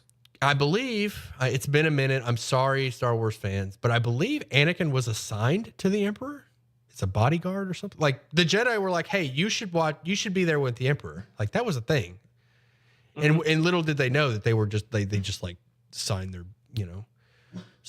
a doom contract. So something like that. So like if your big bad evil guy's a politician, it's very powerful. They should be likable. They should be involved with the party in a good way. Maybe like the party gets they find out about the noble that I mentioned earlier that was releasing bandits, and like the big bad evil guy steps in like, "Oh, these bandits are going to that's outrageous. I will handle it. I will help you. I will get you the backing that you need. I will deal with this. I will deal with that noble." All the while like they're just pulling the strings, you know. That is very, very informative. Thank you very much. Perfect. Anything else? No, that's it. That's it. Thank All you, right. sir. You have a good one. You do the same. See you at sundown. See you at sundown, bud. Homer's having a situation back here. How we doing, chat? I needed this advice. Good. I'm glad you enjoyed it. That works, right? Did I leave anything out? I feel like I may have gone a little bit too fast with that one. There's probably some other stuff I could have covered. So the Emperor got close with Anakin. The council knew that, so they assigned him to spy on him. That's what it was. It was to spy on the Emperor. That's what it was. But like arguably, I mean, that's good. That's a good way to do it. What is an example of where the head honcho is the bad guy? I feel like there's so many examples. Chat, give me an example of where the head honcho is a bad guy, but the protagonist doesn't know it yet, and they're friends. I mean, I guess Anakin is an example. Give me a better example. Give me a better example. Like, I feel like there's so many. Littlefinger, that's solid. That's solid. But yeah, like the Emperor, man, I feel like there's so, if I wasn't like focused on it, the D&D movie, that's good. It's a common trope. What are you still doing here, Harsh? Get out of here.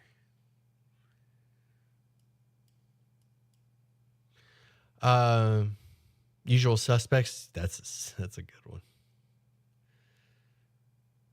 The D&D movie, but it happened pretty fast.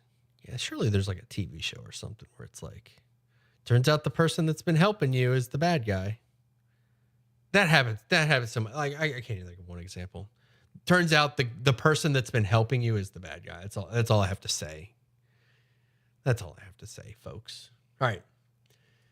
Benjamin. Dungeon Master Hotline. How can I help you?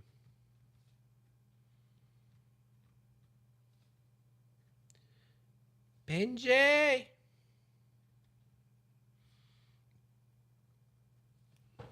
You're muted, buddy. I'm not. Now you're not. What you got for me? For your last question. You're breaking up. Hold on.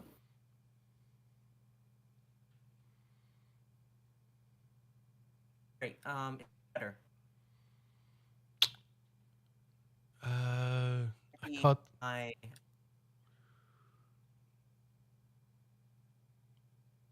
Yo. Is this any better? Oh, I think we're getting somewhere. Yeah, that was better. All right. Is this better? Yes. Okay, I just had to turn up my sensitivity on the microphone. Perfect. Because apparently my voice is considered background noise. I'm not sure whether I should be offended. First, to answer your last question, have you seen the Rings of Power series? I have not. Is that a good example? Okay, well, one of the main characters turns out to be Sauron. So, Ooh, that's cool. like at the very last episode, you find that out of the first season. But That's pretty good. what I wanted to Spoilers, ask. but it's pretty good. Oh, I I'm apologize. I'm gonna to- enjoy the show now. Yeah, I apologize to. Let's see. I kind of screwed over 42 people. Unless they had watched, but So 43. Well, I mean, I'm Move on watching to- in a crowded theater, so. You're good. Move on to your question. Yeah. So my question is regarding starting a new group, but Mhm. so like my group at my school, I'm not running it. We have another person running it, and like most of the people who are into D&D at my college are like in that group, and we don't have a lot of time to do D&D because college is annoying.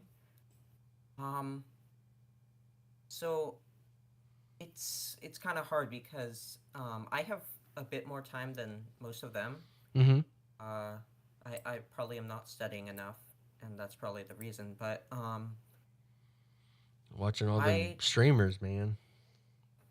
When you could be well, studying. I'm not in college right now. I gotcha. I'm it's a summer thing, but let's see.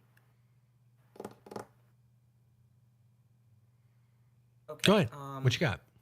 It feels like if I try to start like something. Well, first the usual suspects that like play D&D with me, and like they're kind of just the group I hang out with in general. So Mhm. it feels sort of weird to go from that to like something with people I don't know as well. And to me, it feels a bit like I would be like kind of just like stabbing them in the back, but I don't know. It feels like you'd be stabbing them in the back. How? Like playing with Just other people? Yeah, I cheating on my D&D group. It's probably not the most rational feeling. I don't know who would be more irrational in that situation. You worried that might happen, or them if that actually probably them if that actually happened. No, that I'm means just your worried, worries were well, legitimate. Yeah, I don't know. They're crazy. That's okay. You know, Invite them. well, Listen, the best way I think in my opinion to lock that as to invite them. Be like, oh yeah, dude. Like as a matter of fact, if you present it like, hey, I found a new D&D group. Who's in? It's at this time. You know, I mean, Oh. try to merge them. Try to merge them. I mean, you're okay. Like, you would like them to play together, right? Yeah. I mean, Then they're a offer it. great group of people, but also they don't have spare time. We have like. Right. What I'm we did saying a is, thing where we... if you offer, then. Oh yeah, no. I mean, I know that they don't have time, but I mean, you want this. Sometimes, like, Yeah. even though you know that they can't make it, it'd be best to just offer, just be like, hey, I was thinking of you. I would love to play D&D with you and the rest. Like, if you could ever find the time. Like, I know you don't have Yeah. time, but this would be great. I mean, that should smooth things over. Yeah, no. But I know that they can't play, Mm-hmm. so I'm not exactly sure how to go about finding people to play with. Mm-hmm. I know that recently a lot of people have been more open to trying D&D and stuff, but I feel like I might traumatize people away from the game just a bit. How would you do that? Don't do that. I have done some things, gave something pack tactics that shouldn't have been having pack tactics. I mean, I brought in some like a group of cavalry to save them, but You made mistakes. Struggle to balance encounters, you know. So you're worried that the mistakes that you've made in the past may like may come up again and Yeah. turn people away. You just got. I mean, that's the advice I got for that. Is just to learn from your mistakes, but understand what you did wrong, and understand that you're going to make more mistakes in the future. That's going to happen. I want to clarify that I did not do anything wrong. It was their fault for not dealing with it. Wait, that doesn't make There's sense. a lot to unpack there, and I don't. What else you got for me? What? All right. Next question. Wait. Hold on. I'm gonna pull up my notes of questions. Okay. Okay. What's your advice on doing online D&D? Because I feel like that's, if I'm gonna play over the summer, that's the only way I'm gonna be doing it. Well, I mean, there's like a D&D group that I go to at my local game store, but like, There's if tons. I'm gonna DM over the summer. Sure. There's tons of advantage to running online and in person. I've talked about these before. In person, you can have you can be more animated. You can like face to face with somebody. It's more involved. Like you can have sidebar conversations and you know, everybody's there. You're physically moving, like being able to, the analog of it, being able to move things around. That's great. The advantage of online is you're going to have a lot of tools that are not available and not as easy to have or to use in person. So for example, online, you can have a voice. You can have a voice modulator, so you can do voices for NPCs. You can pull up battle maps online and it's very easy in online play to pull NPC images off of Google, battle maps off of Reddit. Like you're going to have tons of tools and resources to use online that you just won't have the speed for in person. So yeah. There's this one monster I've been looking to use, and I can't find many images of it though. This plant creature called a body taker. Mm-hmm. There's one in Van Rick. There's an image in AI art. If you're into it, you can use AI art. I know that's not everybody's. AI art weird. It's not everybody's cup of tea. That's what I use when I need tons of art, quick, like fast food. You know, it's not healthy, but you know, you can churn it out for cheap and quickly. Yeah. Right. I also wanted to ask about like making a dungeon. Mm-hmm. Because like I've never done that before, but I kind of want to do a more classic fantasy game when I host some D&D. At least I think I might change that. But whenever you're getting started with anything that's artistic, like whenever you're getting started with creation, whether it be creating NPCs, creating dungeons, creating a campaign, creating a session, whenever you creating a YouTube video, whenever you're getting started with creating something, it's best to look at the people that inspire you and just copy them. Just do it. Like, I know that may not be what some people want to say, but just do it. Because if you and I'm not saying copy one person, I'm saying like pull the things that you enjoy about multiple people and put in kind of like make it your own. Like, so there's a difference between plagiarizing and stealing. There's a difference. I would recommend a book called Steal Like an Artist. It's a fantastic book. Yeah. Great book for Hold any on one sec. creative. There's some issues.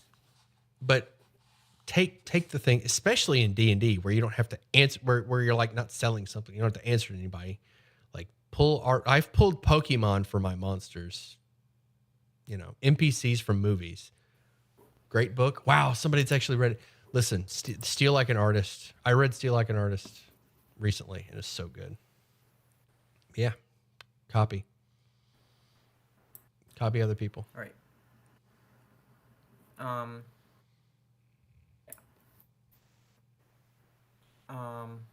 I also had an issue in that I find it hard to balance between players because I want all my players to feel like they're being useful and that they're powerful because like PCs aren't like normal people. They're the best of the best. They're the best healers, the best wizards, the best everything.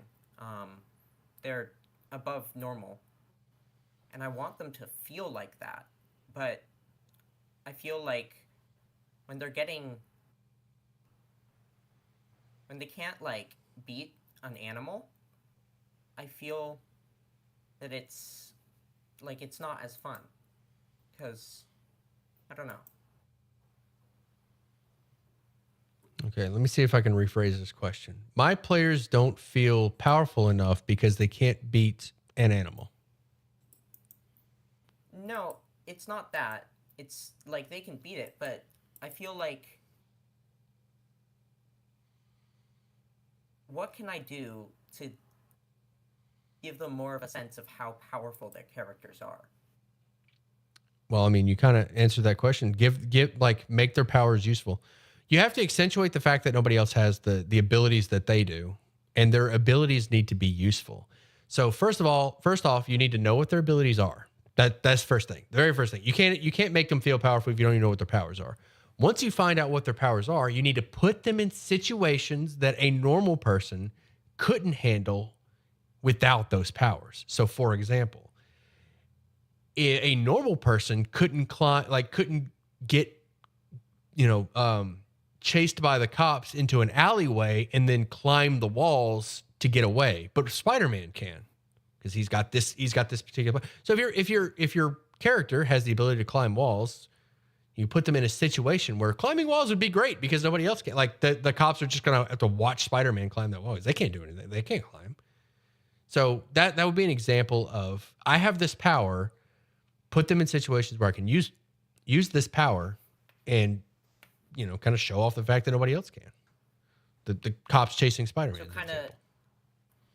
So kind of adjust encounters and stuff to play to different players' strengths. So yes. Kind of feel useful. Yes. Okay.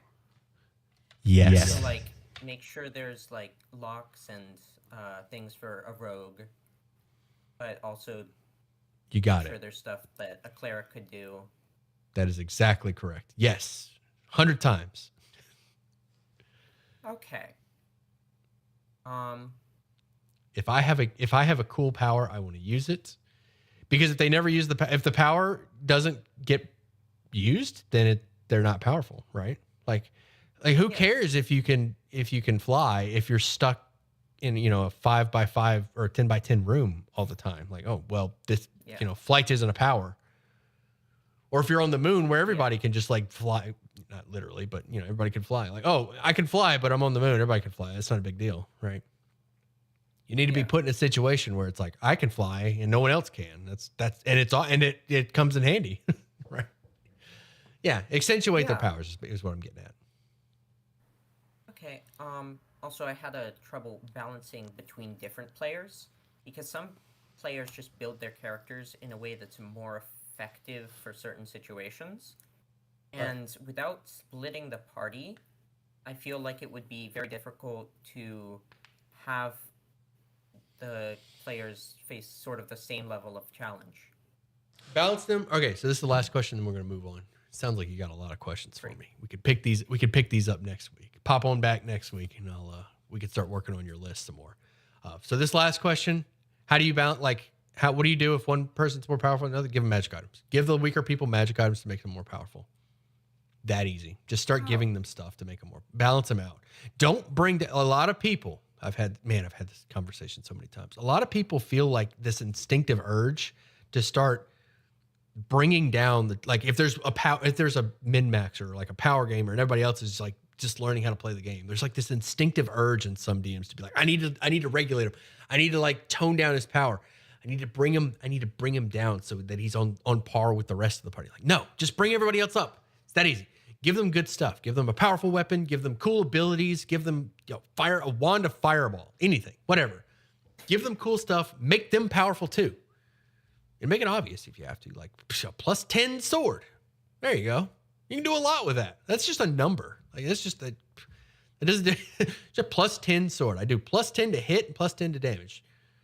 It's so easy, but man, that's gonna go far. You'll never miss again, and you're gonna do a lot of damage. Yeah.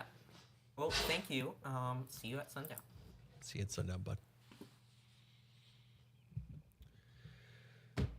Okay.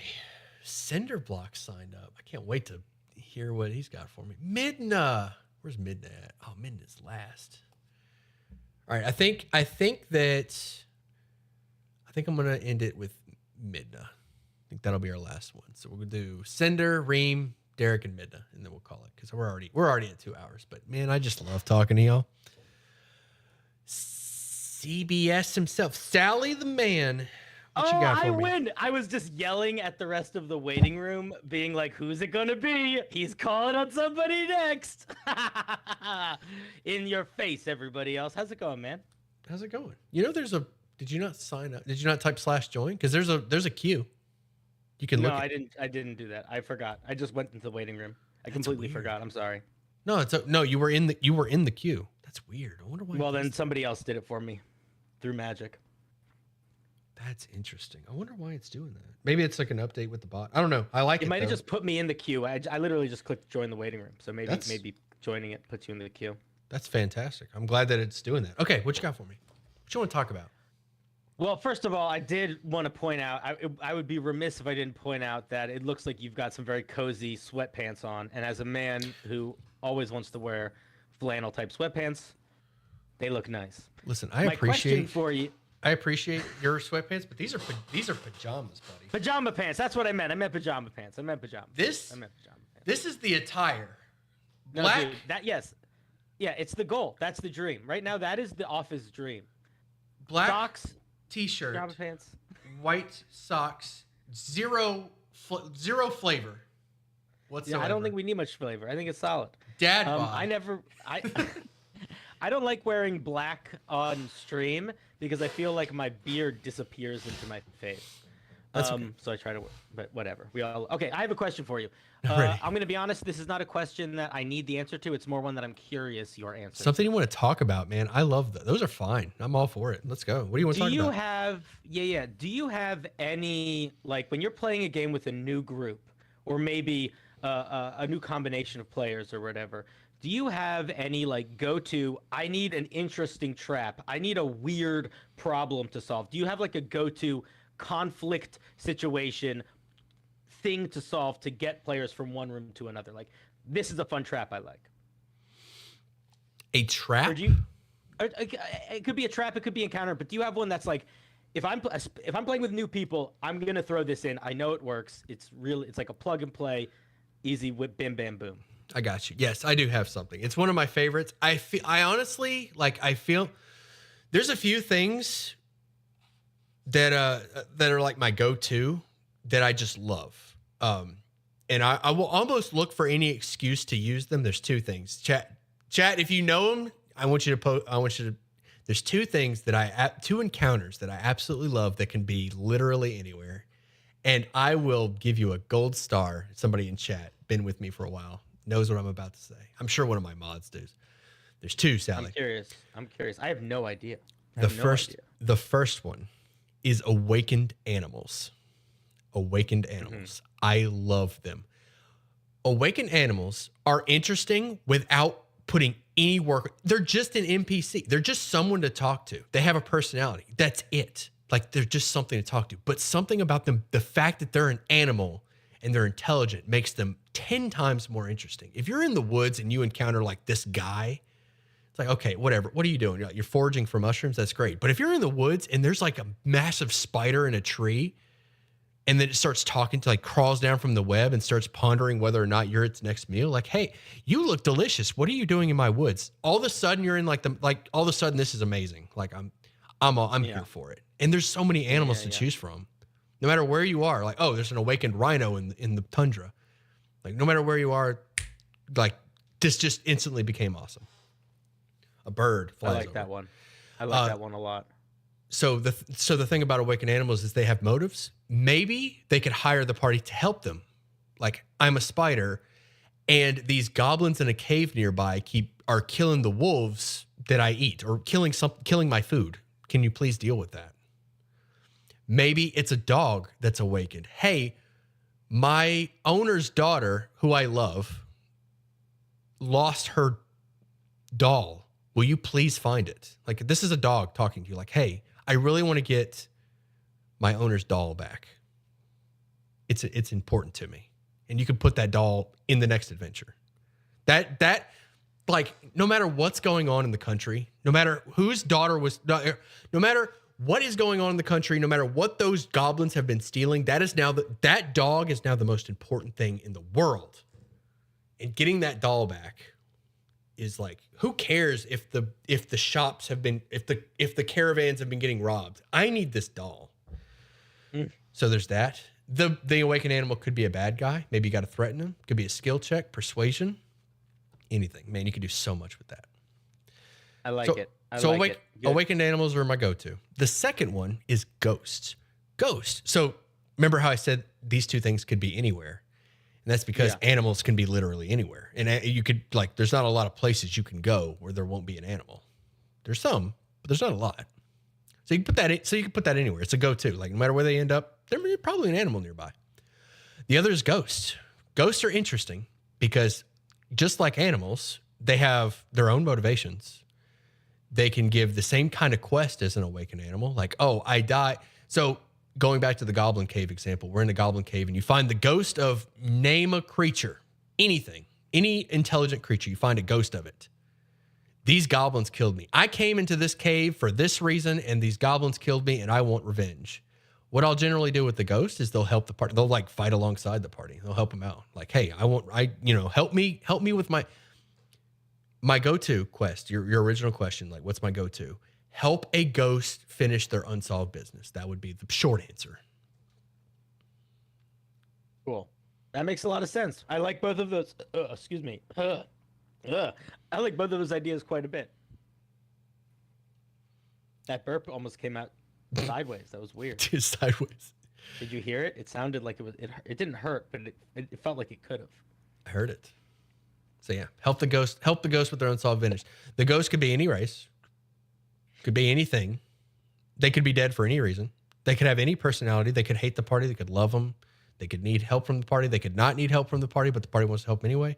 Like, imagine encountering a ghost that's inconvenient. And it's like, man, we should probably help them.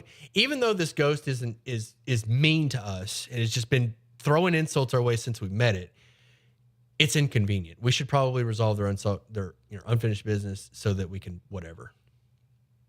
It's great, man. You can do so much. I like it. I like it a lot. Cool. Before I leave you, I wanted to say two things. One, I spoke to one of your other waiting room people. Mm-hmm. They told me about your I helped them focus their question a bit. Okay. That's what I wanted to tell you. We'll see if they can maintain it. Now I'm putting excited. them on edge. Now you have. And I'm not naming them so that you don't know which one should feel on edge. Oh boy. And then the other thing was that I was going to suggest something, and I don't know if this is a good idea or not, but I was thinking about it while I was in the waiting room. Mm-hmm. But I noticed that on your stream, oftentimes someone will talk for like 5 minutes, and then you have to say, okay, what's your question? Uh-huh. I would play around with encouraging a culture of people in the waiting room interacting with each other and trying to get themselves to that question. I think it might save you some time and might foster a bit of friendly camaraderie in the community. It also might not do anything, and that's all I have to say about that. Sure. I feel like doing that kind of keeps them. I like. Oof. I don't know if I want to do that. I'll give that some thought. I don't feel like we waste. Don't do anything if you don't want to. I'll think about it. I don't feel like. My only concern would be if that bothers people. That would be my only concern. Because as far as time goes, I'm going to manage it. I'm going to manage the time. Whoever's talking doesn't need to worry about it. I'm going to get them on track. If they start talking for too long, Chad has seen I will time out like, hey, listen, you're going too long. Like, let's. And I'll even put it on me. I won't even insult them. I'll be like, hey, all right, look, we're going too long. You're starting to lose me. Can you kind of get to help me? Because, so as far as time management goes, I think we're okay. This is the first time I've heard that it may be that time may need to be saved. I'm okay with letting. I don't think time needs to be saved at all. because I was not criticizing anything. Sure. It was just I noticed it as a pattern, and then I also was like, I'm having fun talking to this person about what their idea is, and I bet others would like it, and maybe it would be a good thing. But again, That would be great. That's no peer pressure. Yeah, it would be hard to enforce people talking because, like, I can do it on my stream, but I don't mind yelling at them. Yeah, I so can berate my audience. part of that, I don't want to make assumptions, and I don't want to come off. I don't know how this sounds, but I know how this sounds. I don't know how else to word it. Because I'm on YouTube and I'm making videos and I'm talking to people. You kind of build that parasocial thing. Like, oh, this feels like somebody that I've talked. I mean, I did it with you. Like talking to you is like, oh, this feels like somebody I've talked to forever. So as soon as we hop in the voice chat, it's like, yeah, we're good. I know this guy. I've listened to this guy talk to me for forever. So it's cool. Like we can just jump straight. You're down to just go through the journey. Yeah. So I feel like people can jump in the voice chat and they're okay. It's like, oh, I've been watching this guy. I'm comfortable. Yeah. It could be parasocial, it could be whatever. But and I feel like that may be a little bit different with strangers in the waiting room. That may be different. I may be overthinking that, but I'm not sure. All right. I hear you. I'm thinking about stealing this idea for streaming. Probably going to start next month. Just giving you a heads up. Listen, I'm looking forward to it. I know you're not anti it. But I might get a Google phone number and have people actually call in. Oh yeah, actual phone number. That'd be funny. Yeah. All right. I'm taking up too much time though, so I'm going to go so you can answer some other people's questions. Thank you for your interesting idea. Well, real quick, Dungeon Masterpiece actually popped in and said he was thinking about doing it too. So like, who's Dungeon Masterpiece? Should I know them? It's another YouTube. Yeah, look them up. You might like them. They're another YouTuber. I'm gonna look them up right now. But yeah, he talked about it too. The great thing, I would be flattered. I would love for every YouTuber to do this because you and Dungeon Masterpiece and everybody else is going to have different advice and something completely different to offer. Oh, there's going to be follow this motherfucker. Tell him to be my friend. Do you talk to him in the world? In the real world, no. In the material world, on Discord or whatever. Yeah, in Discord, yeah. All right, tell him to connect with me. I'm trying to be friends. He's cool. Okay, yeah, he's a cool guy. Have fun. I'm gonna get the next person in here. Enjoy your Dungeon Master Hotline. I hope it goes well. I'll be lurking. I love this is my favorite. Truly, I'm gonna be honest here before I go. Quite truly, the Dungeon Master Hotline show you do, I think, is the most entertaining D&D thing right now to listen to. It's way more entertaining than half the games being played. It's truly good. You're too nice to me. All right, I'm gonna hang out before you have a chance to respond to that. Bye. I hope he does well. I hope his DM hotline. I hope he comes up with some amazing ideas that I never thought of, so that I can steal them. I hope that lots of DMs do this and they come up with unique ideas for me to steal, because I'm always looking for ways to improve DM hotline. I'm sure there must be ways to improve. For example, I added this waiting room bot so that there's an actual queue. That would be an example of improvements to be made. I'm open to ideas. I want DM hotline to be. I love it. I love doing this. It's so easy too. There's a lot of potential in DM hotline. I love it.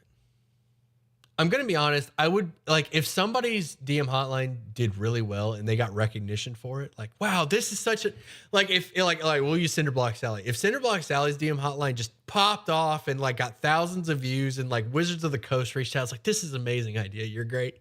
I'm going to be honest. That may bother me. I'm going to be like, damn, that sucks. but part of me would be like, that's great, because a lot of it will come down to personality. Just because I'm first doesn't mean I'm doing it better. There's plenty of examples. First just means that you're first. It doesn't necessarily he's got a different personality than me that may attract more people. But it would still suck. Be like, man, look how great this guy is. This amazing idea. And I'm just sitting there with my 50 viewers like, motherfucker, this. But no, I love Cinderblock Sally. I hope he does well. Who's next? I'm stalling. Reem. Dungeon Master Hotline. How can I help you? Hey, Sam. Hey. Welcome back, Reem. What you got for me?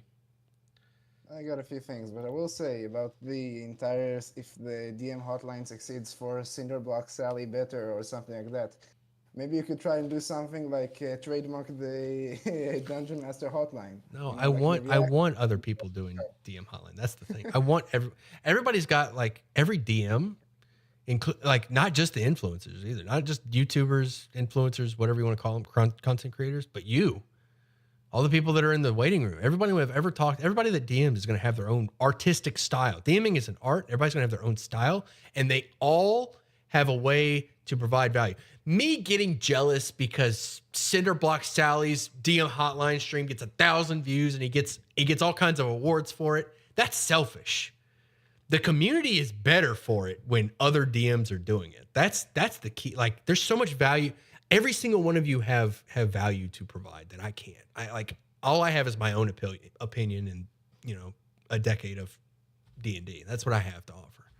But everybody's going to have their own style. So Yeah. I'm just the community kidding will be because better it for was it the- regardless. Yeah.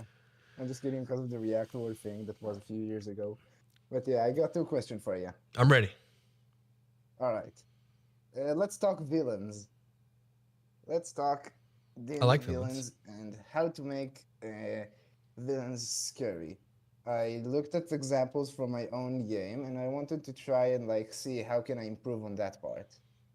The thing is, whenever I try and put a scary villain or something that causes some sort of fear or provokes any emotion, my players find a way to destroy it in ways I did not expect. Mm-hmm. For example, in our first ever campaign, the villain was was a lich that managed to kill Vecna and was way more aggressive than him in trying to take over the world. And just saying his name would cause the players psychic damage. Mm-hmm. But on the very first session, they just decided to call him Shirley, and that destroyed any and all emotional punch that this could have. In our latest campaign, just 2 weeks ago, Mm-hmm. they're dealing with the mafia that swept through this really messed up city they are currently in. And they are hyper aggressive and they kidnap people, kill people, put them on pikes. Some player who has like a brothel that he grew up in his backstory. All of the people he knew were kidnapped and they find a corpse here, a corpse there, and it's gonna be like if you saw Witcher 3, like a Horson Jr. sort of situation. But the moment they went against someone who was a high-ranking person from that organization that I set up, someone named Gizmo, and it's like you describe the scene with this person who's a wereshark, who's with the black suit and massive rows of teeth, holding a pack of cards and having a fedora hat on top. The moment I said fedora, they just sent me all of the copy pastas for like I studied the blade and all of the incel stuff, and they just spammed our Discord Milady. channel with that. Yeah, with the Milady and all of those posts, Mm-hmm. and they annihilated everything. And like they don't even know a quarter of the things. It's gonna be massive when they get to it. But essentially, yeah. How do I set up something? Like, I did my homeworks, I read a clothing article fashions, and I know 38 different words for hats other than fedoras, which Mhm. look similar, but Mm-hmm. what else can I do to improve on that one? Okay, so my first piece of advice is the players aren't always going to match your energy or your tone. Maybe I should say tone. Energy is easy to match. Tone not necessarily. So if you want a serious villain that you know they want them to take the game seriously, you don't want any silliness, you're going to have to find players that are going to treat the game that way. That's not always going to be the case. Like some players are just going to treat the game differently, and it's a conversation that you can have with them, but ultimately it's going to be player style because they probably won't. It sounds like they had a lot of fun. Like when you described the wereshark with the fedora and they started posting all these memes, like that sounded like a good time to me, or Yeah, that we would be a had a good good time to time. me. Yeah, they had fun, and that's like I would lean into it. You don't want to like rob them of this potential. Like if they're having a potential fun, doesn't matter how they're having that fun, right? Like if they're having fun, like That's you know, fair. Yeah, I've planned around that lean for into this it. one. So Yeah, if I'm you more did, asking for like extra stuff later because for this one I know how to plan. yeah. I mean, But I yeah. honestly would just lean into it. Like if they like try to get ahead of, as a matter of fact, try to get ahead of them. Try to get ahead of them. So if they're like, oh, so with the were shark and the fedora, they like posting all these fedora memes. When they sit down to talk to the were shark could lean in with like this wicked grin and go, "Milady," like get ahead of them, or anything like that. Like lean into it because that's really all you can do. You're not gonna be able to. Translated a bit different for me in like my current things because they always like they all toss these comments and we have fun and we talk, but it comes to a point where no matter what map I'm making, what enemy I'm creating, whatever the thing is, the first thing in my head is how are they gonna criticize this one? So I think I could lean into that. That should be exciting. So you're kind of you're turning a win into an L when you do that, right? Like I want you to think about that for a second. How are they going to like twist this and make it fun is almost like, how are they going to twist this and make it silly? If you reframe that question, how are they going to twist this and make it fun? It sounds so much better. That should excite you. Like, all right, I've got this villain. I'm taking him serious. I've got this were shark. He's got like a hat. He's villain. He's like a mob boss. He's villainous. How are the players going to like, sillify him and like kind of be excited for it? Because that means they're vested. That means they're having fun. It would be so much worse if you presented it and they were just like, okay. Yeah. Instead, they're smiling, they're making memes, they're having fun. It's at the expense of your boss. Like you want the boss to be scary. I get that, but it's going to be hard to like control the emotions that come up. Especially it sounds like they want memes and that they're having fun with it. So the best advice I have is just find players that are going to take the game more seriously. They're out there. But as far as like trying to mold these players, might not happen. I don't like talk to them about it. It would be the best one. Like, hey, I want this to be a little bit more serious, so less memes. You can imagine how that conversation goes. They may not have as much fun. Well, you know them better than I do, but just something to roll around. I'm not gonna have that conversation. I'm gonna lean into that. Yeah, lean into. You'll have a lot. I think you'll have a lot more fun. I think you'll have a lot more fun with it if you lean into it. Yeah, that's 100% what I do. If I set up this serious thing and then somebody comes up with a funny meme, I'm gonna lean into it hard. I'm gonna get ahead of them. I have plenty of examples. The displacer-based cooking master chef thing. Yeah, the what? We have some great times there. Got some I have another question, but like only if we have enough time. Yeah, one more. Go ahead, knock it out. All right. So are you aware of like horizontal development in games versus like versus vertical? Yes. On top? Yeah, versus vertical. Yeah. So I feel like I accidentally built stuff a bit vertical, but like with descriptions. My players had an encounter where essentially they were stuck in a dark forest and they rolled a 1 on the D100 for the random encounters. Mm-hmm. And I prepared already, and I know the players well, like for years, and I know how to use like all of their fears essentially. And I created what I think was my best moment ever as a DM, where I managed to fully immerse them in like this fearful experience where it was essentially, you remember doing the living spells like last minute DM prep? Mm-hmm. I took the phantasmal killer more literally as actual a dark being that uses their fears to annihilate them inside of the forest. Sure. With shadowy manifestations. Sure. And the thing is, while doing that, I feel like I managed to create such like fear inside of them that I'm not sure if after that sort of scene I could ever create anything with that much impact for the players. You peaked. Yeah, I feel like I peaked. The best thing you can, I mean, that's okay. That's not necessarily a bad thing. What you can do is try to learn why it happened with that particular description, like what caused that, and just try to harness it and use it in the future. Try to learn from that experience, because like a lot of time, like it happens to me. Sometimes I'll post a video and it'll just do really well, and I'm like, I don't know what, I'll try to take away, like maybe it was the thumbnail, maybe it was how I present it, maybe it's just the monster. I mean, you can try to take something away from it, but sometimes it's just out of your control. You just don't know. Like, I don't know why this did well. I don't know why this stuck, but it did. You just kind of try to learn from it. Do what you can. Yeah. All right. Yeah. So, as last sort of thing, do you think Cinderblock helped me concise or not? Do you think Cinderblock what? Helped me concise. I was the one talking to him in the waiting room. Were you the one? I don't know. I was the one. You were the one. No, I didn't get that vibe. I think he did well. Or I think you did. I think you did. I think you both did well. But yeah, that's cool. I would love for the waiting room to be a shared experience, but that's going to be tricky. That's going to be. It's not a lot I can do on my end to make that happen. Yeah, I like it. I like talking to people there. Absolutely. Yeah. Thank you so much for your help, Sam. Take it I'm easy, gonna bud. prepare my next session. Good luck. Goodbye, friend. Have a great day. You too. Also, love the pants. Heck yeah, man. PJs on Amazon. $20. Gotta love that. Later, bud. See you later. They came in a set. A red, a green, and a blue. It was a set. I think it was like $20 for a set of 3. Okay, who's next? Derek. Let's get to it. I'm excited to talk to Midden again. I feel like it's been a minute.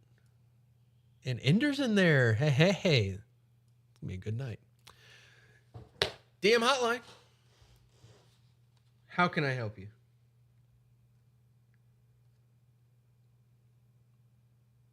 Hello. Hello. I also have 2 questions for you. I'm ready. So one of them is kind of a ripoff of the last one. I just introduced my BBG in the last session. Mm-hmm. So a little bit of context. Right before that, they had just been fired from their patron organization because we decided to go in a different direction with the campaign. Mm-hmm. And so I introduced them to the BBEG, and Mhm. they were immediately like, "Hey, you got a job for us?" So I'm kind of wondering how I can get them to hate the BBEG rather than they're kind of ambivalent at this point. Why do you want them to hate the? Let's start with this question. Why do you want them to hate the BBEG? That's a good question. Because that's so that can be the primary conflict of the next arc of the game, I guess. Okay. Well, it's possible to have a villain that the party likes or loves even. A villain doesn't necessarily have to be someone that you don't like. It's the actions that are causing, it's their actions that may be causing problems. I'm trying to think of a good example, off the top of my head. But the villain being a friend to the party and they're just trying to accomplish something that the party disagrees with, or they're using a method that maybe the party doesn't agree with. They could be friends, the villain could be friends with the party, but they're doing something immoral in order to accomplish something for the greater good, right? That doesn't necessarily mean the party has to hate them. Man, look, I like you. I love you even, but what you're doing is wrong. Don't you see that? I'm sure, if you've ever had a friend, communicated with another human being, I'm sure you've dealt with this. Man, you're great, but you're just doing something so dumb. Stop it. Right. So, Okay. yeah. So do that with with your BBG. They don't have to hate them. They don't have to hate them. Actually, it'd be better if they liked them because that puts a little more emotional impact on things. Okay. And then my other question, my next session is planned to be, they're sailing from Waterdeep up north, Mhm. and I want to make that sailing trip into the whole session, and I don't know how to do that. I don't have anything planned yet for how to fill that out. So first off, think about what a session is, and then build from there. So just because they're on a boat, so a session is just a collection of scenes. The party interacts with NPCs. Maybe they have a combat. They interact with things. Stuff is happening. The story is moving forward. It doesn't matter if you're on a boat, in a tavern, in a dungeon. All this can happen regardless. So treat this session like any other session. Build it out. What do you want to happen? Do you have any thoughts about what will happen? So I had an idea, but I'm not sure it's gonna work because the player it hinged on is missing. I was gonna have the villain use what's the spell? One of the divination spells that creates a floating eye. And the characters were going to know about it because one of them has true sight.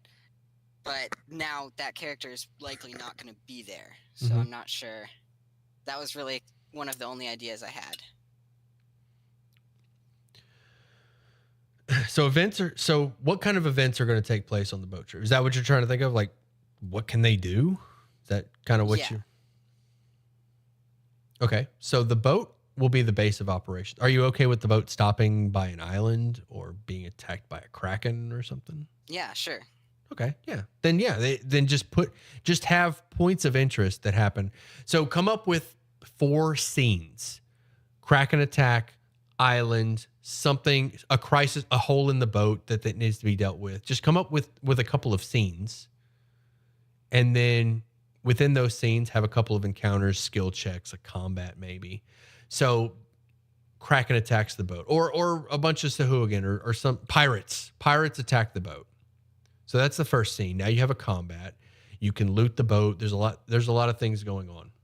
That's a scene. And that'll take an hour. That's a combat, role play, all kinds of stuff. Then you could have the island, put a dungeon on the island, put things on this island that are interesting, skill checks, etc., loot. And then that's scene 2, the island. And then scene 3 could be stopping to resupply at a port city. So build a town, put stuff in it. And then the last thing could be a mutiny on the ship. Like, turns out one of the crewmates is a cultist and has a number of other cultists, and now's their time to strike. They're going to take over the boat and sail it off to the city that's close to the destination, and the party has to stop it. So there you go. There's 4 events that just happen right there. Things like that. I mean, work with it. That's just what I could come up with in a few minutes, but Okay. Things. So basically just treat it like another session and prepare things for how that can happen. Yeah. Treat it like a normal session, but nautical themed. Treat it like another session. If you want to give the party control of the boat, then it absolutely is like another session. You could put locations on the map. Water is just land at that point, because it's not like land and water are treated differently as far as overland travel goes. Like, if the party says, I'm leaving the town and I'm going to this location, it doesn't matter if they're on land, if they're on dirt or on water. It's, you get there, you travel. So yeah, just treat it. If the party has control of the boat, you just treat it like any other session. Put it only, make it nautical themed. That's it. Okay. They can fight sea monsters. Yep. Enjoy. Thank you. All right. Dang, we got more people. Midna. Man, more people popping in. All right. I'm going to private this channel just to, hopefully it didn't kick people out. Did people get kicked out? No. Okay. So the channel is now privated.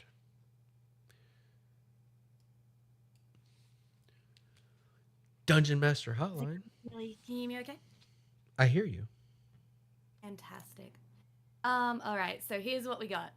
I'm ready. I'm running Icewind Dale at the moment for a bunch of people I work with in character at the table. Okay.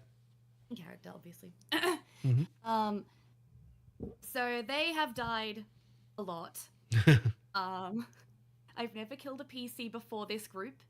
We're 25 sessions in, and I've killed about 5 PCs at this point. Wow, you are racking up a body count. What part is killing them? They're doing really, really silly things that I'm trying to very actively be like, this is a dangerous thing. Don't go off on your own in the tundra. Don't do this. Don't do that. They're going to press the big red button anyway. Like, one of them walked into a room. I said, you see a blue 6-legged creature moving around. It looks at you, and you start feeling yourself seize turning up, to you look away. stone. The player's like, no. I'm like, okay. That's not my problem. My problem is, as a DM, I am getting a little burnt out trying to incorporate all of these backup characters as intricately as I incorporated the first few. Like, the first lot of PCs they brought in. They very intricately worked in, here are some PCs you know, here's your plot threads for like the beginning of the game, the middle of the game, the end of the game. I had it all planned out, and then they started dying very quickly, and I'm running out of ways to actively connect them back into the world. Can I? And I'm feeling a little bit of burnout as a DM, being like, I'm starting to care a lot less about these PCs and their You know what? backstories. I am so glad you asked this question, because now I get to soapbox for a second. You have played in my games before. Thankfully, I can now I can justify my actions. So you've played in my games before. You know that you didn't find out till like way later in the campaign, but you know that when you create a character in my games, that character is going to make it all the way to the end. There's going to be some bumps along the way. They're going to suffer, but a character death doesn't necessarily mean that character's going to go. You remember that, right? Yes. So the reason that I do that, you've just highlighted. You're getting burned out, and you're losing attachment to these characters as they're dropping. Yep. I can guarantee you, I haven't talked to your players, but I can guarantee you that's happening to them as well. And it happens to me. If I have a character die that I drew up at level 1 and I went through the trouble, like I've got artwork for them, I've got a token, I've got a voice, I went through the trouble, I wrote a backstory, I've got everything. Like I put work into this character, I want to see them through to the end. If that character dies and I have to draw up another one, I'm not going to, best case scenario, I'm going to be about as invested as I was in the first one that I drew up, because like I wanted to draw up the first one. I had to draw up the second one. And that's going to keep happening. Like they're going to keep losing interest. So what it sounds like is every time they lose a character, they lose that little bit of interest with it. And now that they're not as invested in the characters, then you said yourself, you're not as invested in them either. Now that they're not invested, it's like, okay, it's going to die. I'm just going to get handed another one. You know, like I would even guess that like some of them have even forgotten their characters' names at some point. Have you forgotten some of their names? Have they? Do you think that's something that may have happened? A couple of times, yeah. Yeah. So there's zero investment. So they don't care. Like I don't care about, like, it's safe to say, like, I don't care about this character. Like it can die. I'll hand me the next one. Like, I'm having fun. Like it doesn't necessarily mean they're not having fun playing D&D or they're not having fun with your game. It just means they're not invested in the character. And it's because they're just cycling through characters. So this is why that I make it a point that once you make a character and you're invested in it, that's the one that I want you to keep. And I'm going to make that happen. If they die, I'll tax your gold. I'll tax your magic items. I'll kill your pet. But that character is going to remain for the entirety of the campaign. Okay. That's important. Okay. That was going to be a follow-up question then. Is I pitched Icewind Dale to them as this is a very deadly campaign. Mm-hmm. You need to be careful. You need to be smart. And they haven't been either of those things. And I don't want to take away the sense of danger because they'll know, EM Midna will be nice and give me back my my character that died because I did a really stupid thing, like wandering off in the middle of the night on my own in the tundra. Just because you gave them their character back doesn't mean that they didn't suffer for it. Like if you're generous, like you noticed in my campaign, I was pretty generous to magic item. I like giving you cool stuff, but that gives me so many more things to just take away. Like if you give them stuff to lose. Like give them things. Rather than have them get attached, like they're already attached to their character, they're attached to their levels, they're attached to the campaign. All of that's going to remain. But if you give them like cool stuff, like an awesome sword or some special magic item gives them access to some wonderful spells or something, like something really beneficial, and then like they lose it, that sucks. But they'll still have attachment to the characters because you kind of get where I'm coming from. Like tax them, tax the gold, like consequent. Like dying sucks. I should like plan for it. If death means I'm just gonna be handed another character, like whatever. But if death means I'm gonna lose, like if you give them like a really awesome magic item, like go crazy with it, a fire, like a sword that when you swing it, you can drop a meteor somewhere that does AoE damage. That's incredible. I love this. If you threaten that, like you're gonna lose that sword if you go wandering off. Like I don't want to lose that. I like that, like that kind of thing. That could help. That's my logic. Is gold is valuable. If I give you tons of gold, I'm going to give you opportunities to spend it, so you can buy magic items, you can buy potions, you can buy scrolls, you can improve your character with gold. Gold is something you can spend. If you die, some of that gold is going to get taxed to resurrect. That's just how it goes. So, plan for that. So, yeah. Hey, sounds good. Thank you. Ironically, we have actually cycled back to bringing a couple of them back now. They've got more gold, so they're going to the high level Deus Ex Machina cleric I put in there. It's like, oh, I can bring these people back for like all of your money. There you go. Now that you have that, now that they have a resource to get their characters back, now give them opportunities to spend gold on other things. They have to weigh the decision, like, can we spend gold to improve, like get cool scrolls and potions and magic items, or get the party member back? That once they have like, because if the only thing they can do with gold, a lot of the times in a D&D game, there's not a lot of things to spend gold on. Like, okay, we have 3,000 feet of rope and a bunch of salt. Like, thank goodness. I think we're good. Gold has no meaning. If you give gold meaning, then they have to weigh the decision of whether or not they're going to lose it. Like, do we go into this? Do we do something stupid? Do we stare at the basilisk in the eyes and cost us 10,000 gold, or do we handle this a little cautiously because Daddy needs a new vet, kind of thing? So yeah, give gold value. All right. And let them keep their fantastic. characters. Thank you so much, Steely. Take it easy, Midda. Wait, did you have another question? Nope. All right, she's gone. Oh, where are we? Velociraptor. Where do we go if we want to call in? I'm ending it. Yeah, queue is closed. I'm ending it soon. I'm gonna knock out the rest of this queue and then we're done. But next week,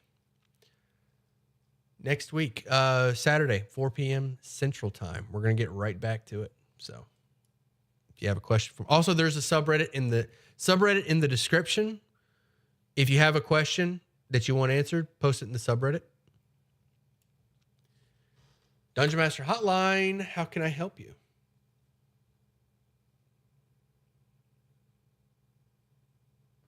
Raptor.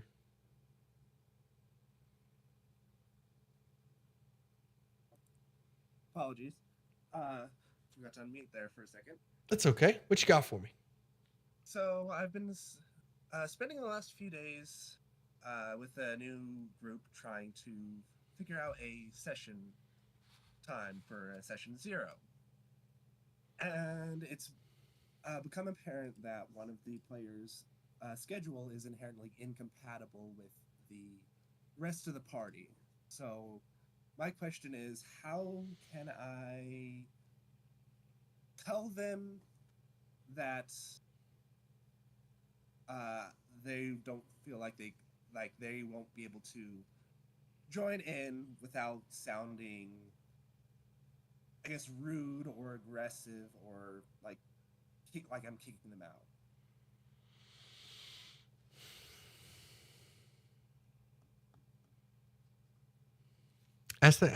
Say the first part again.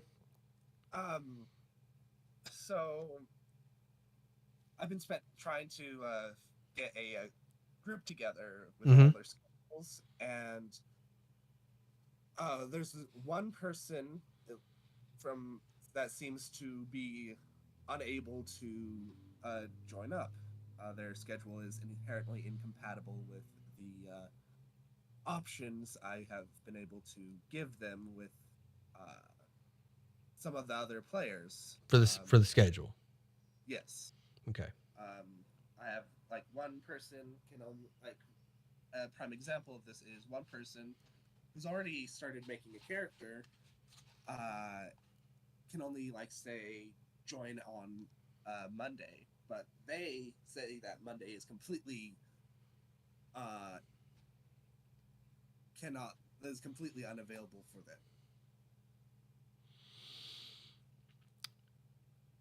And you want to know how do you talk to them about? I mean, how do you approach them about it?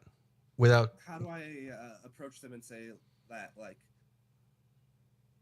basically how do I approach them about not them being incompatible with their schedule being incompatible with the campaign without sounding like I'm kicking them out, I suppose. Okay, I will tell you how I'll do it. If you want, you can practice on me, like telling me that it's not going to work. So how I would do it, if you're comfortable with that, how I would do it, I would just tell them like, okay, like I would approach them and say, okay, listen, your schedule isn't matching up with everyone else. So I'm going to have to go with the schedule that fits the most people. Nothing personal, but you're not going to be able to, but I can't fit you in. Okay. That's how I would approach it. All right. Yeah, that's thank you for that. Mhm. I might try that. Do you want me to be the player and you tell me that?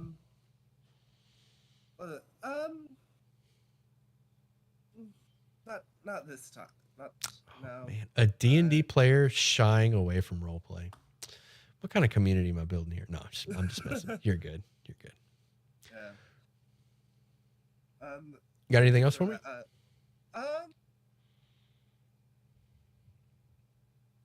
Not tonight.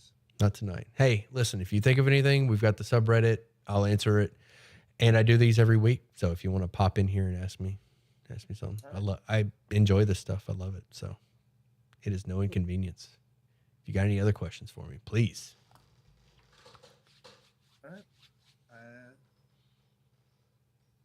Bye. Later, bud. What a nice guy. He seems like a nice person. I will RP to myself for fun. I never shy away from roleplay. I hope not. I didn't mean for that to make fun of him. I mean, this is like a live stream and there's an audience. So I get like putting him on the spot. It's a little bit different with D&D. I kind of feel bad thinking about it. Like I feel like this guy kind of mean. I'm sorry, Raptor. I didn't mean anything by it. I hope you do well. I'm sorry. All right, here's the big one. One of my mods is in here. Oh boy. What do we have to Oh man, it's always a roll of the dice with these people. I have no idea what they're going to hit me with. All right, here we go. Dungeon Master Hotline. How can I help you? Well. Well. It's been a minute. Look who it is. This time I'm not in the car, unlike last time. So you get the... Anyways. It's nice to hear your voice again. I miss you. You actually get to hear me this time. I do have a hypothetical question for you. I'm ready. So in the past, I have had issues with DM NPCs. I've learned a lot from my own personal experiences. Okay. Now, and from my own personal mistakes. It's the best way to learn. Okay. But there's a system outside of D&D in general that I'm going to be running eventually that has a character esque that is like intrinsically tied to the DM or to the GM. And my biggest question is how much influence do non-player characters, like what's the tipping point? Like what's the point where you're like, okay, I need to roll back. I need to give the players more agency. Because, that's kind of a gray, muddy line. And I've been just thinking about that. It is.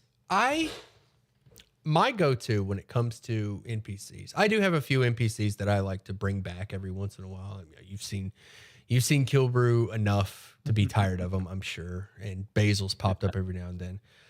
For me, my go-to, and I don't feel like they're oppressive. I think they're just kind of reoccurring.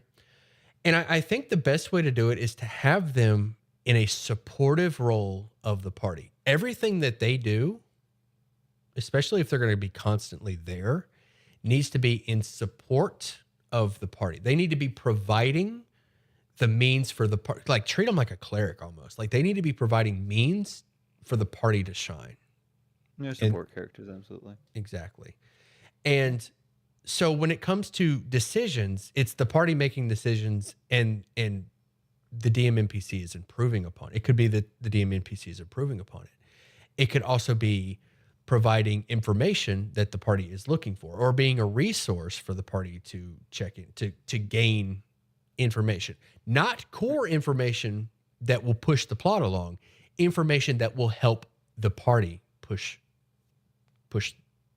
the plot along. So like, let's say, so somebody asked earlier about like the emperor is actually the big bad evil guy and they're going to reveal it. The difference would be if your DM NPC was like, hey, by the way, the emperor is a villain. I remember them from my past. That would be the DM NPC pushing the plot along.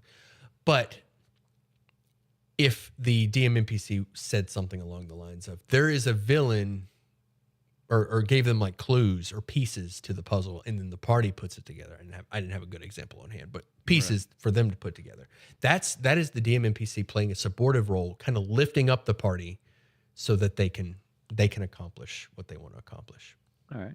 Yeah, and I also heard one way of doing it is like, the players and the party themselves have their own objective, and then the NPC that's joining them has a completely different goal, but like they align temporarily but they don't have the same thing that they want to do. Like, oh, the party wants to go to Mount Caucasus and defeat the evil red dragon, while the NPC that's tagging along doesn't necessarily like want to take control, or like isn't going to be the one. Like, you want to avoid them being the spotlight at the end of the big fight.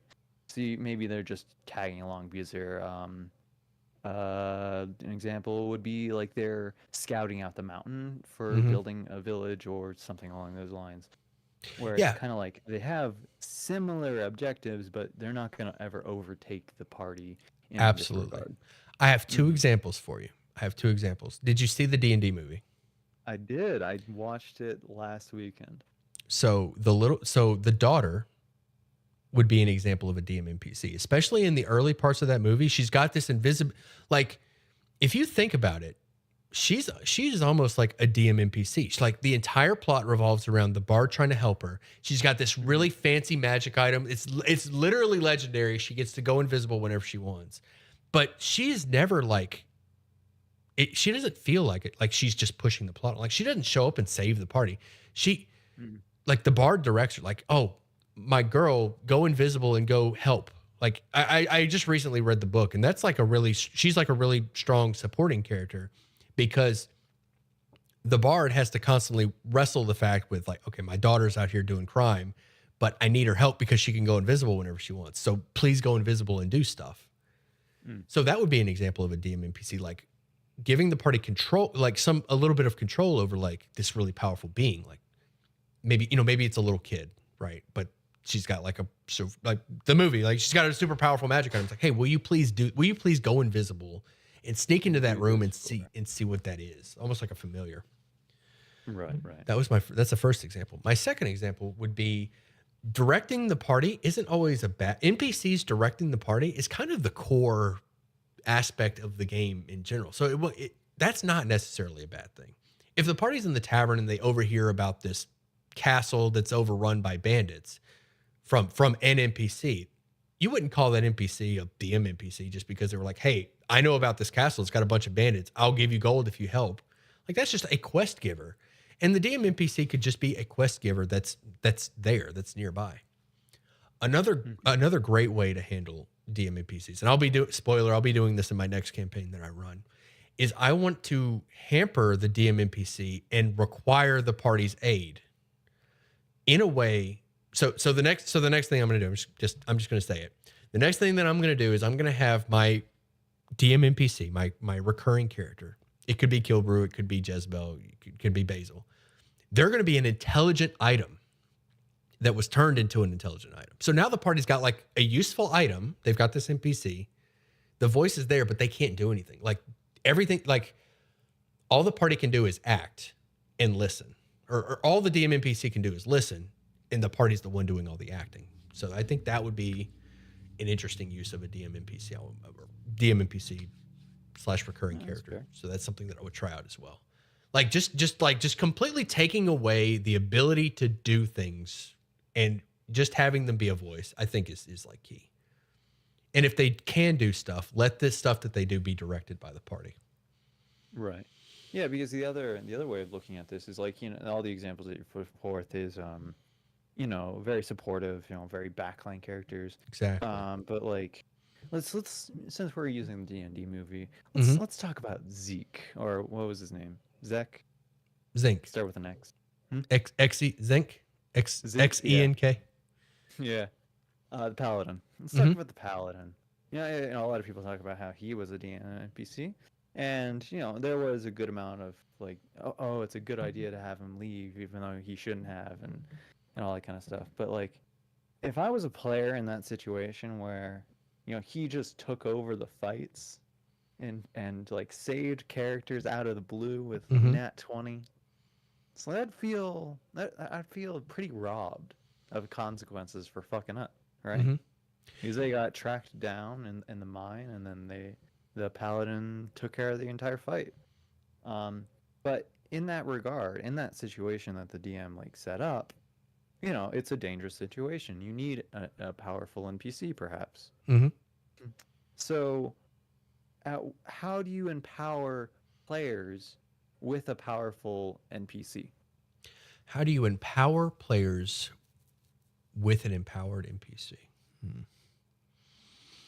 That is a tough one. You may not be able to, because if the DM NPC by definition is more powerful than the players and they know it, you're depowering them. I think by definition. I can't think of a way. Yeah, I think like by definition that doesn't work. Yeah, because like that's the biggest problem. Like whenever you want to have like a powerful NPC helping the party for whatever reason, this almost always becomes a problem, and I guess the main question I have is like, how is there even a way to preserve that situation without it becoming a problem? I think the best way would just be to put some kind of limits or restrictions or reliance on put a restriction or a limit on the super powerful NPC. An example would be Genie from Aladdin, all powerful being, but stuck in a lamp. Aladdin saves him, and now the Genie is a supportive character of Aladdin. That would be a dim NPC, but he's playing a supportive role because he's being restricted. The other thing is, like you said, the party has the power, and they should be able to direct. If the DM NPC is super powerful, like in the case of Kira and her, invisibility amulet, the giving the players the control, giving the players the ability to direct this super powerful being would be and not necessarily like just giving them full control. Right. But let's say you have a super powerful, let's say you have a super powerful NPC, but they're still like learning. Then the party could make suggestions to them like, hey, you should do this, and then have the DM NPC fail while trying to follow through with tasks. Like maybe there's a communication issue. They need to have some kind of flaw. And I could tell you, Zinc, the DM NPC, that would not work in a game. Like, could you imagine being a party in that game and like the Paladin gets a solo combat and like, okay, I'll take, DM NPC shows up. Okay, I'll take you to the location that we need to go. All right, we're here. Okay, hold on 1 second. I'm going to go fight all these zombies. Okay, they're dead. All right, let's go. Oh, that's it. Dragon shows up. Okay, that's a dragon. That's Thember shot. This puzzle? Yeah. This puzzle, here's the rules. Explain to you how to solve it. Yeah. So the issue with that is that the party is just following this person. It works in the movie. Like, I'm not complaining because it was a movie. If it was a D&D game, it'd be different. That would not work in a D&D game. It works in a movie because we're watching and they're all characters and we love it. And, everybody gets their own little spotlight. But yeah, wouldn't work in a D&D game. Well, are you talking about that system that has the dragons? Yeah. Yeah. Okay. Yeah. So for the dragon, I would say maybe that they're stuck in human. They can only turn into a dragon for maybe an hour a day. They're stuck in human form. Limitations on it. There you go. The benedictions and when they do those kind of abilities, it actually costs some hit points and they can die. Shockingly enough, it's kind of absolutely wild. Yeah, that could work. Who knows? Wow. But yeah, pretty much. I'll run that anyways. Pretty much every example of a DM NPC in like a movie, all the ones that I'm thinking of, there's some kind of restriction to them, and not only is there a huge restriction to them, but they're also being directed by the main character or all the protagonists. So like Kira in the D&D movie, Genie in Aladdin, like all these. what's the Dr. Manhattan? Like everybody's just like, if the more powerful they have, the more control other people have over them, because otherwise it's just like, it's boring. So you meet this super powerful being, Dr. Manhattan, Genie, and then, the protagonist, the Watchman, Aladdin, they kind of have some say in the direction that this godlike being goes. While this godlike being is struggling with other things, generally like social or, I'm stuck in a lamp kind of thing. So yeah, that's how I would do it. Fair enough. Certainly a good suggestion. All right, well, see you around, bud. Take it easy, Ender. Mm-hmm. Chat, what do we think? I wasn't really reading chat through that. Probably come back next week, Raptor. Okay, cool. I'm looking forward to it. Write it down. Random that travels the same direction happens to be there to help. Powerful enough NPC, it shouldn't be an NPC. Pass, cross, and they're gone situation. Yeah, it could be like a one-off thing. Just depends. Like there's a difference between like a nice little flavor, like, oh, this super powerful being shows up. That's interesting, but when they start solving all the problems for them. Come here, boy. Homer's pitching a fit. All right, let's get through this. Who is next? Looks like Nightwing. Dungeon Master Hotline. How can I help you? You're muted. Hey, Steely, how are you? Hey, how are you? I'm doing good, living and breathing as usual. Thank you for asking. What you got for me today?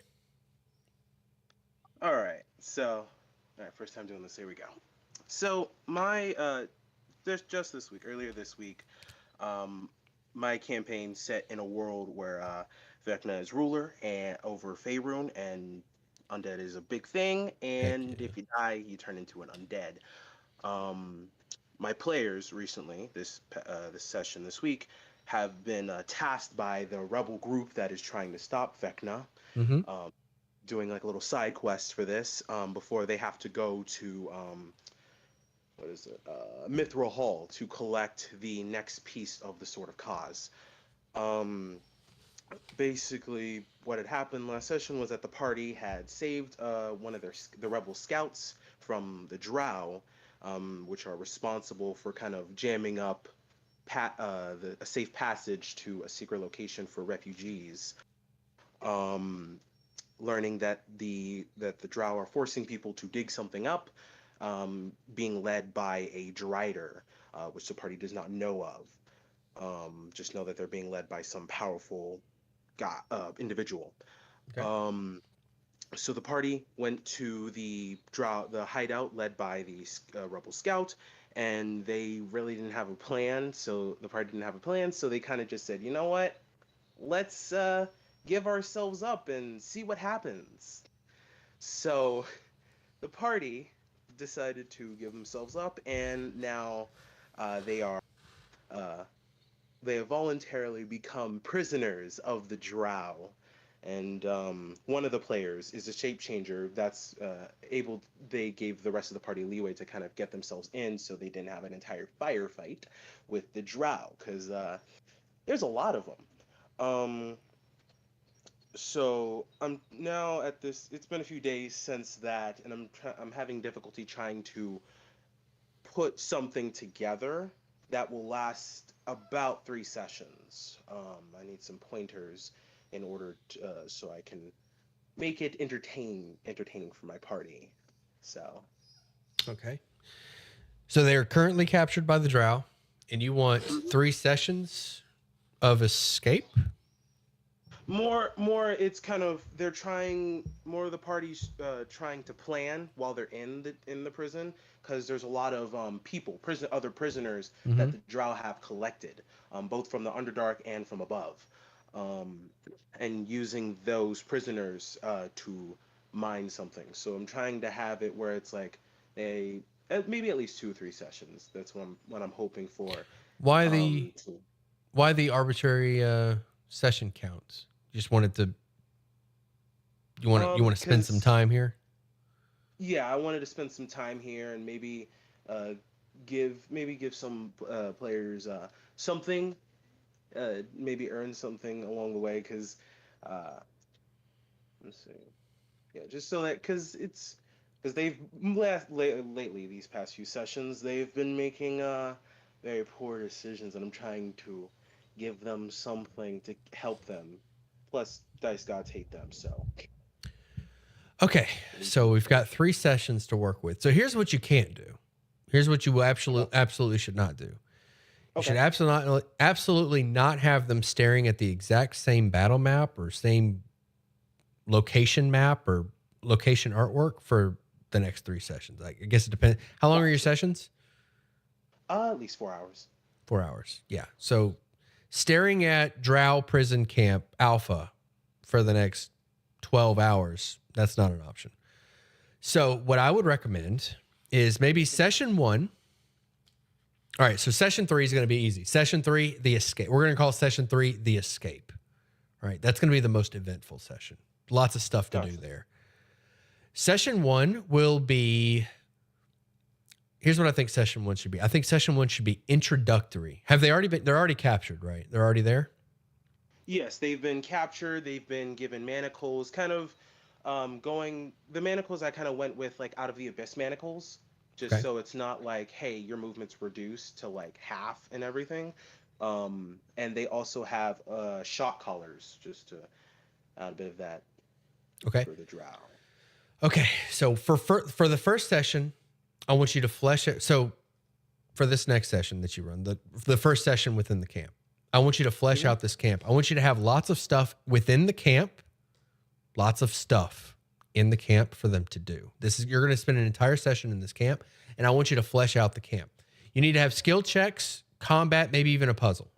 Puzzle's going to be kind of hard, but skill checks and combat will be easy. The drow will be happy to just put prisoners against each other, force them to fight. Maybe, there's some kind of animal or creature that the drow will send prisoners to deal with, and they don't care if they die. So that could be combat. Like, here's some pickaxes, get to work. Oh, there's an Umber Hulk in the cavern, by the way, so deal with that. So now you have a combat. So the drow are just kind of directing the party, like, hey, go here and do this. And maybe a combat shows up. Go here and do this. Maybe there's a skill check with some kind of reward. And the reward could be, so they're in a prison camp. I'm guessing they don't have their gear. They don't have access to a lot of things. No, most of the gear has been taken. Yeah. So you're going to have to come up with some kind of like progression. Maybe favor with one of the guards. Like maybe they pass a skill check and one of the guards is willing to turn an eye for a specific event. Or maybe they become friendly. Maybe they get on good terms with one of the guards. That's a good enough reward. If they have a friendly guard, that's going to help with the escape later. So to note real quick, one of the players is disguised as a drow. That's where my problem also lies. Okay. One of them has disguised themselves as a drow and is amongst the guards. Oh, they're actually outside. Yeah, so they have their own thing going on. They can communicate with the guard. They can gather information. There's lots of stuff there. That one has plenty of skill checks because they can be out there gathering information, rolling religion about what Lolth is, rolling acrobatics to get across the bridges or wherever the location is, rolling arcana for certain spells. That player could be learning about the camp and learning about the drow culture and their weaknesses and like how to, information gathering. So you're going to want skill checks. You're going to need some kind of progression. They need to get loot. They need something, some kind of progression, befriending guards, gathering information. They're going to take a lot of notes. It's going to be rough. The second session, I would suggest you're going to have to make it interesting. First session, you're going to have to make it interesting because they're going to spend a lot of time in this camp. Don't do this for more than one session. They're going to spend the time at the camp, make the camp interesting, give them things, and give them a little bit of freedom. Like maybe the drow will pull them out of their cells and say, all right, get to work. And then the players can go where they want. Like, do you want to be mining in this? Make that interesting. Do you want to be taking out the trash? Do you want to be sweeping the room? Do you want to be cooking? Like give them options and then put interesting stuff in whatever those options are. Make cooking interesting, make mining in the caverns interesting. And put rewards there and information. The second session, have them go on an expedition. with the drow pulls them out of that camp, get them out of that camp because they've already spent an entire session there. Get them out of the camp and go somewhere else. Introduce some new NPCs. Maybe they're shopping. Maybe they want to buy one of the prisoners. They could buy an NPC. Introduce a new location with interesting stuff in it, and then the party can plan to go. Give them the location that they're going to escape to. That way, when they escape the drow camp, they know where to go. They go here. Introduce that. Could be a Koatoa, could be Duergar, could be. It can't be Deep Gnomes because drow won't deal with them. But you know what? Give them another location. The drow go there, offer them their prisoner services, offer them manual labor. Maybe the drow go to this Koatoa village and offer to use their prisoners to work on the road, do area beautification, clear out a mine. There's lots of work that the drow can offer the Koatoa in exchange for something. This gives you another location to go to, interesting things to do, but they're still technically prisoners. And it gives them a location to escape to. Session 3, the escape. Plan the escape, make the escape interesting. They escape to the location that you introduced in session 2. That's how I would do it. Okay. So, okay. Yeah, because the one thing I do want to try to introduce is the Drider, because the Drider is the party also wants to help these people, so possibly the Drider shows up at one point, maybe. Put that anywhere. Anyway, I think the Drider were introduced in a very interesting way in the Dritz novels. Dritz got in trouble with the drow, and they threatened to turn him into a Drider. Actually, I think they dropped him off in a Drider pit, and he had to fight one. That was really interesting. So maybe that could be like if you want to introduce a Drider, maybe one of the drow are like one of the give the party an opportunity to step out of line and to backsass or whatever, just be disrespectful. And then the Drider are like, okay, or the drow are like, hey, you want to do that? Okay, we got something for that. Toss them in a pit with a Drider. Oh yeah, that'll probably happen very easily. Anything else for me? What? Not you, puppy. Let's see. I think that's all I got. I'll probably come back next time if I have another thing. Looking forward to it. Yeah. All right. Thank you, Sam. Take it easy, bud. Bye-bye. One last caller. Here we go.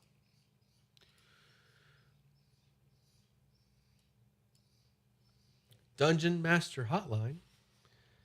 How can I assist you? Hey. Hi. So I'm making a West Marches style kind of campaign, and I was really inspired by the guy that has that 40-year-long campaign. Uh-huh. So I've been working my world for a long time, and I've had a lot of groups kind of fizzle out fairly quickly. I don't think I've ever had any players get past level 13. Okay. With 20 years of play. So once I discovered West Marches, I decided to get into that. And now that I have people coming and playing, I always did Milestone before too. Mm-hmm. So now that I'm dealing with XP, I'm starting to run into playing the level 1 to level 3 area, and I used to always skip that. Mm-hmm. How do I keep this low level play interesting without and give them things that are challenging and fun without also steamrolling the wizard who has 6 HP? So the weakness of level 1 and 2 is really accentuated in combat. So just don't do combat. I mean, you can do combat with little things if you want, but having 6 HP is there's just not a lot of things that you can hit them with. I think Witchlight, there's a module called The Wild Beyond the Witchlight that has a really interesting first level adventure. There's no combat. It's just a carnival with a bunch of games to play. And like there's a few things that you can do that are like combat, like you actually get in combat with like food. It's a food fight kind of thing. Right. But yeah, like avoid combat. Role play, skill checks, loot will make you powerful. Give them Loot can add power, add health, even temporary, so they don't get to keep the super powerful thing. If you give a level 1 character like some kind of, even if it's a spell scroll of Death Ward or some kind of item that I think there's an item. I can't remember what it's called, but if you would die, the item breaks and you just pop right back up. Give them that. I mean, why not? Or let them find that. Let them earn it. Any kind of temporary defensive things for a low level will keep them alive.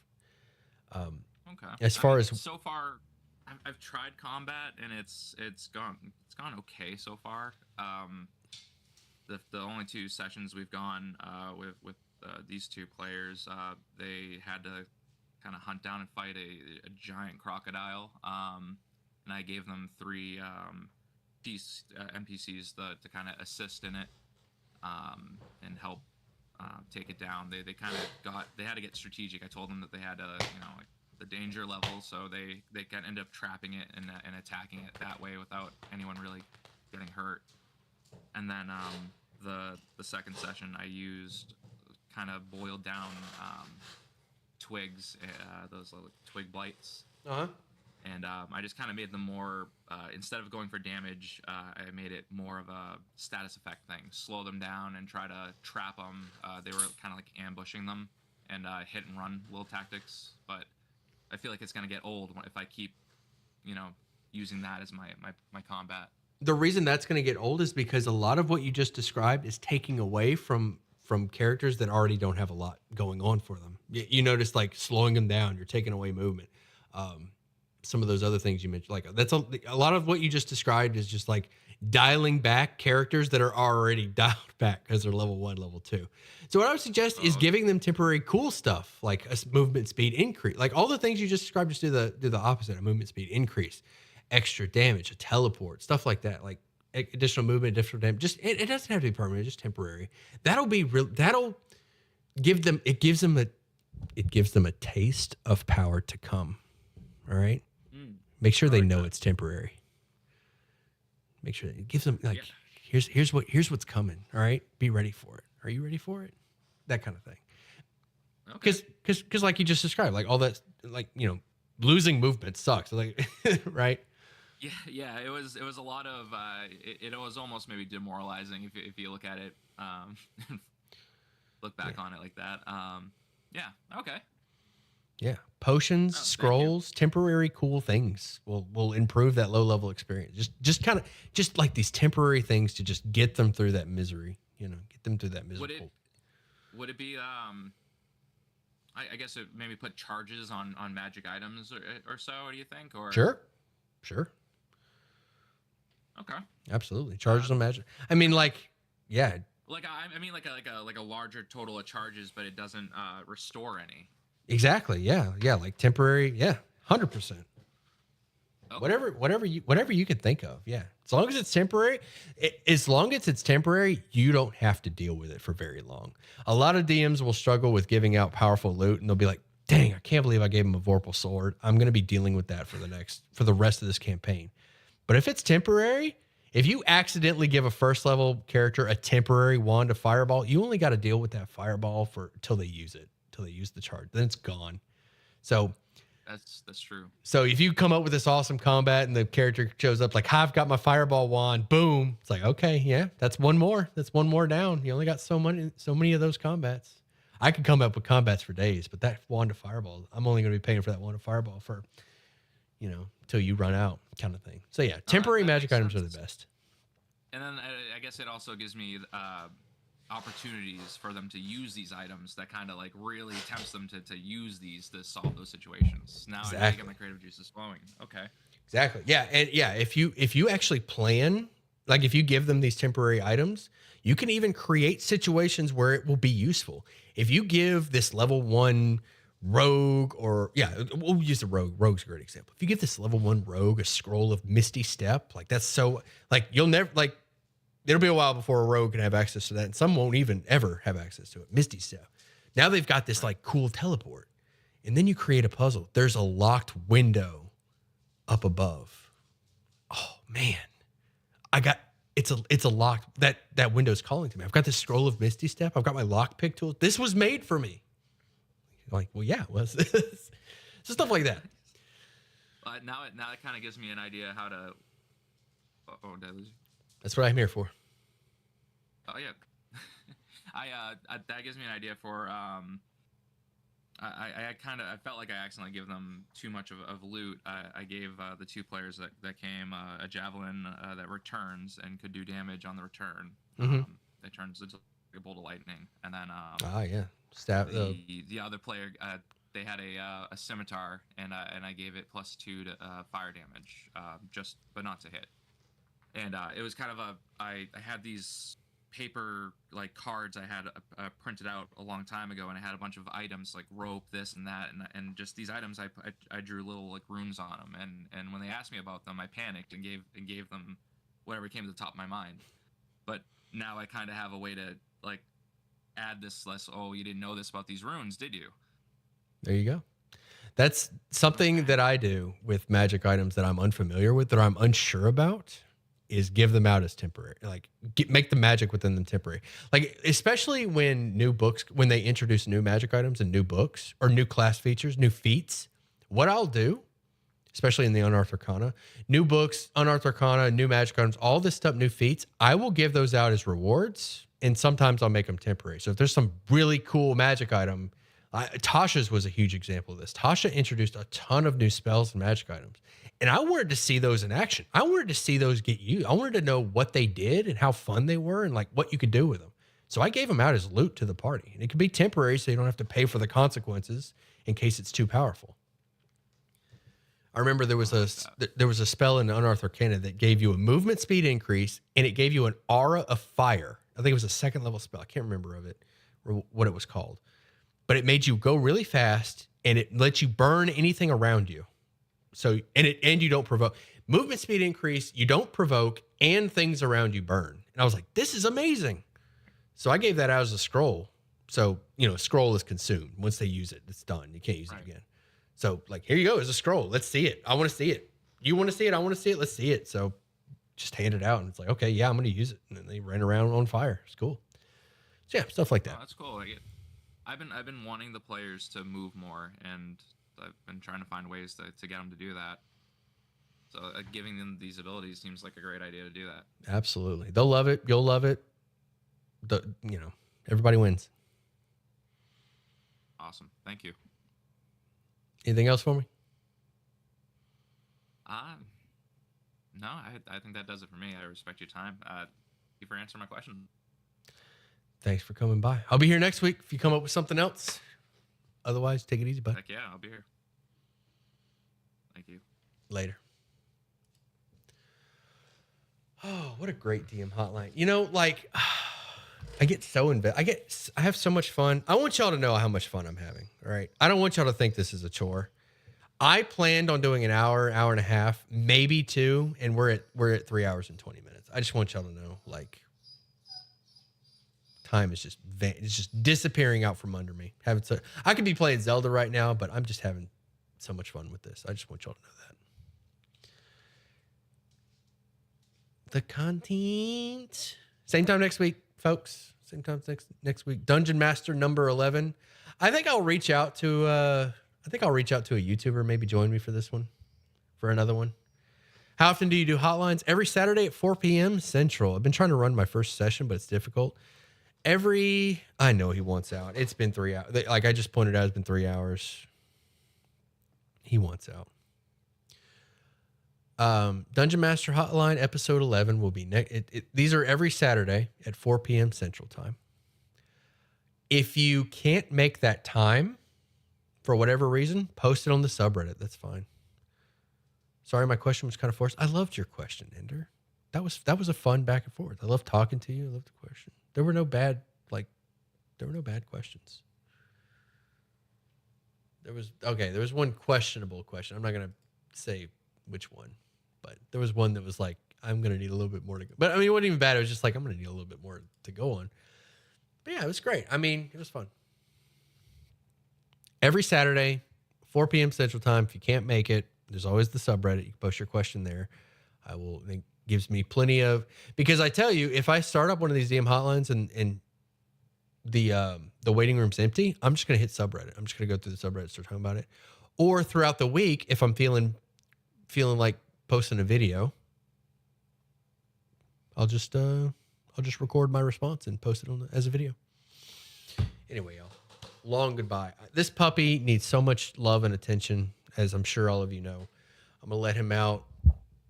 You're now officially my favorite YouTuber. Thanks, bud. Thanks. Building a fan base. All right, y'all. Have a good one. Next stream, I'm gonna be playing some Zelda tomorrow. I'll probably stream some Zelda tomorrow. Maybe another 3 or 4 hours of Zelda. Thanks so much, Midno. It's great talking to you again as well.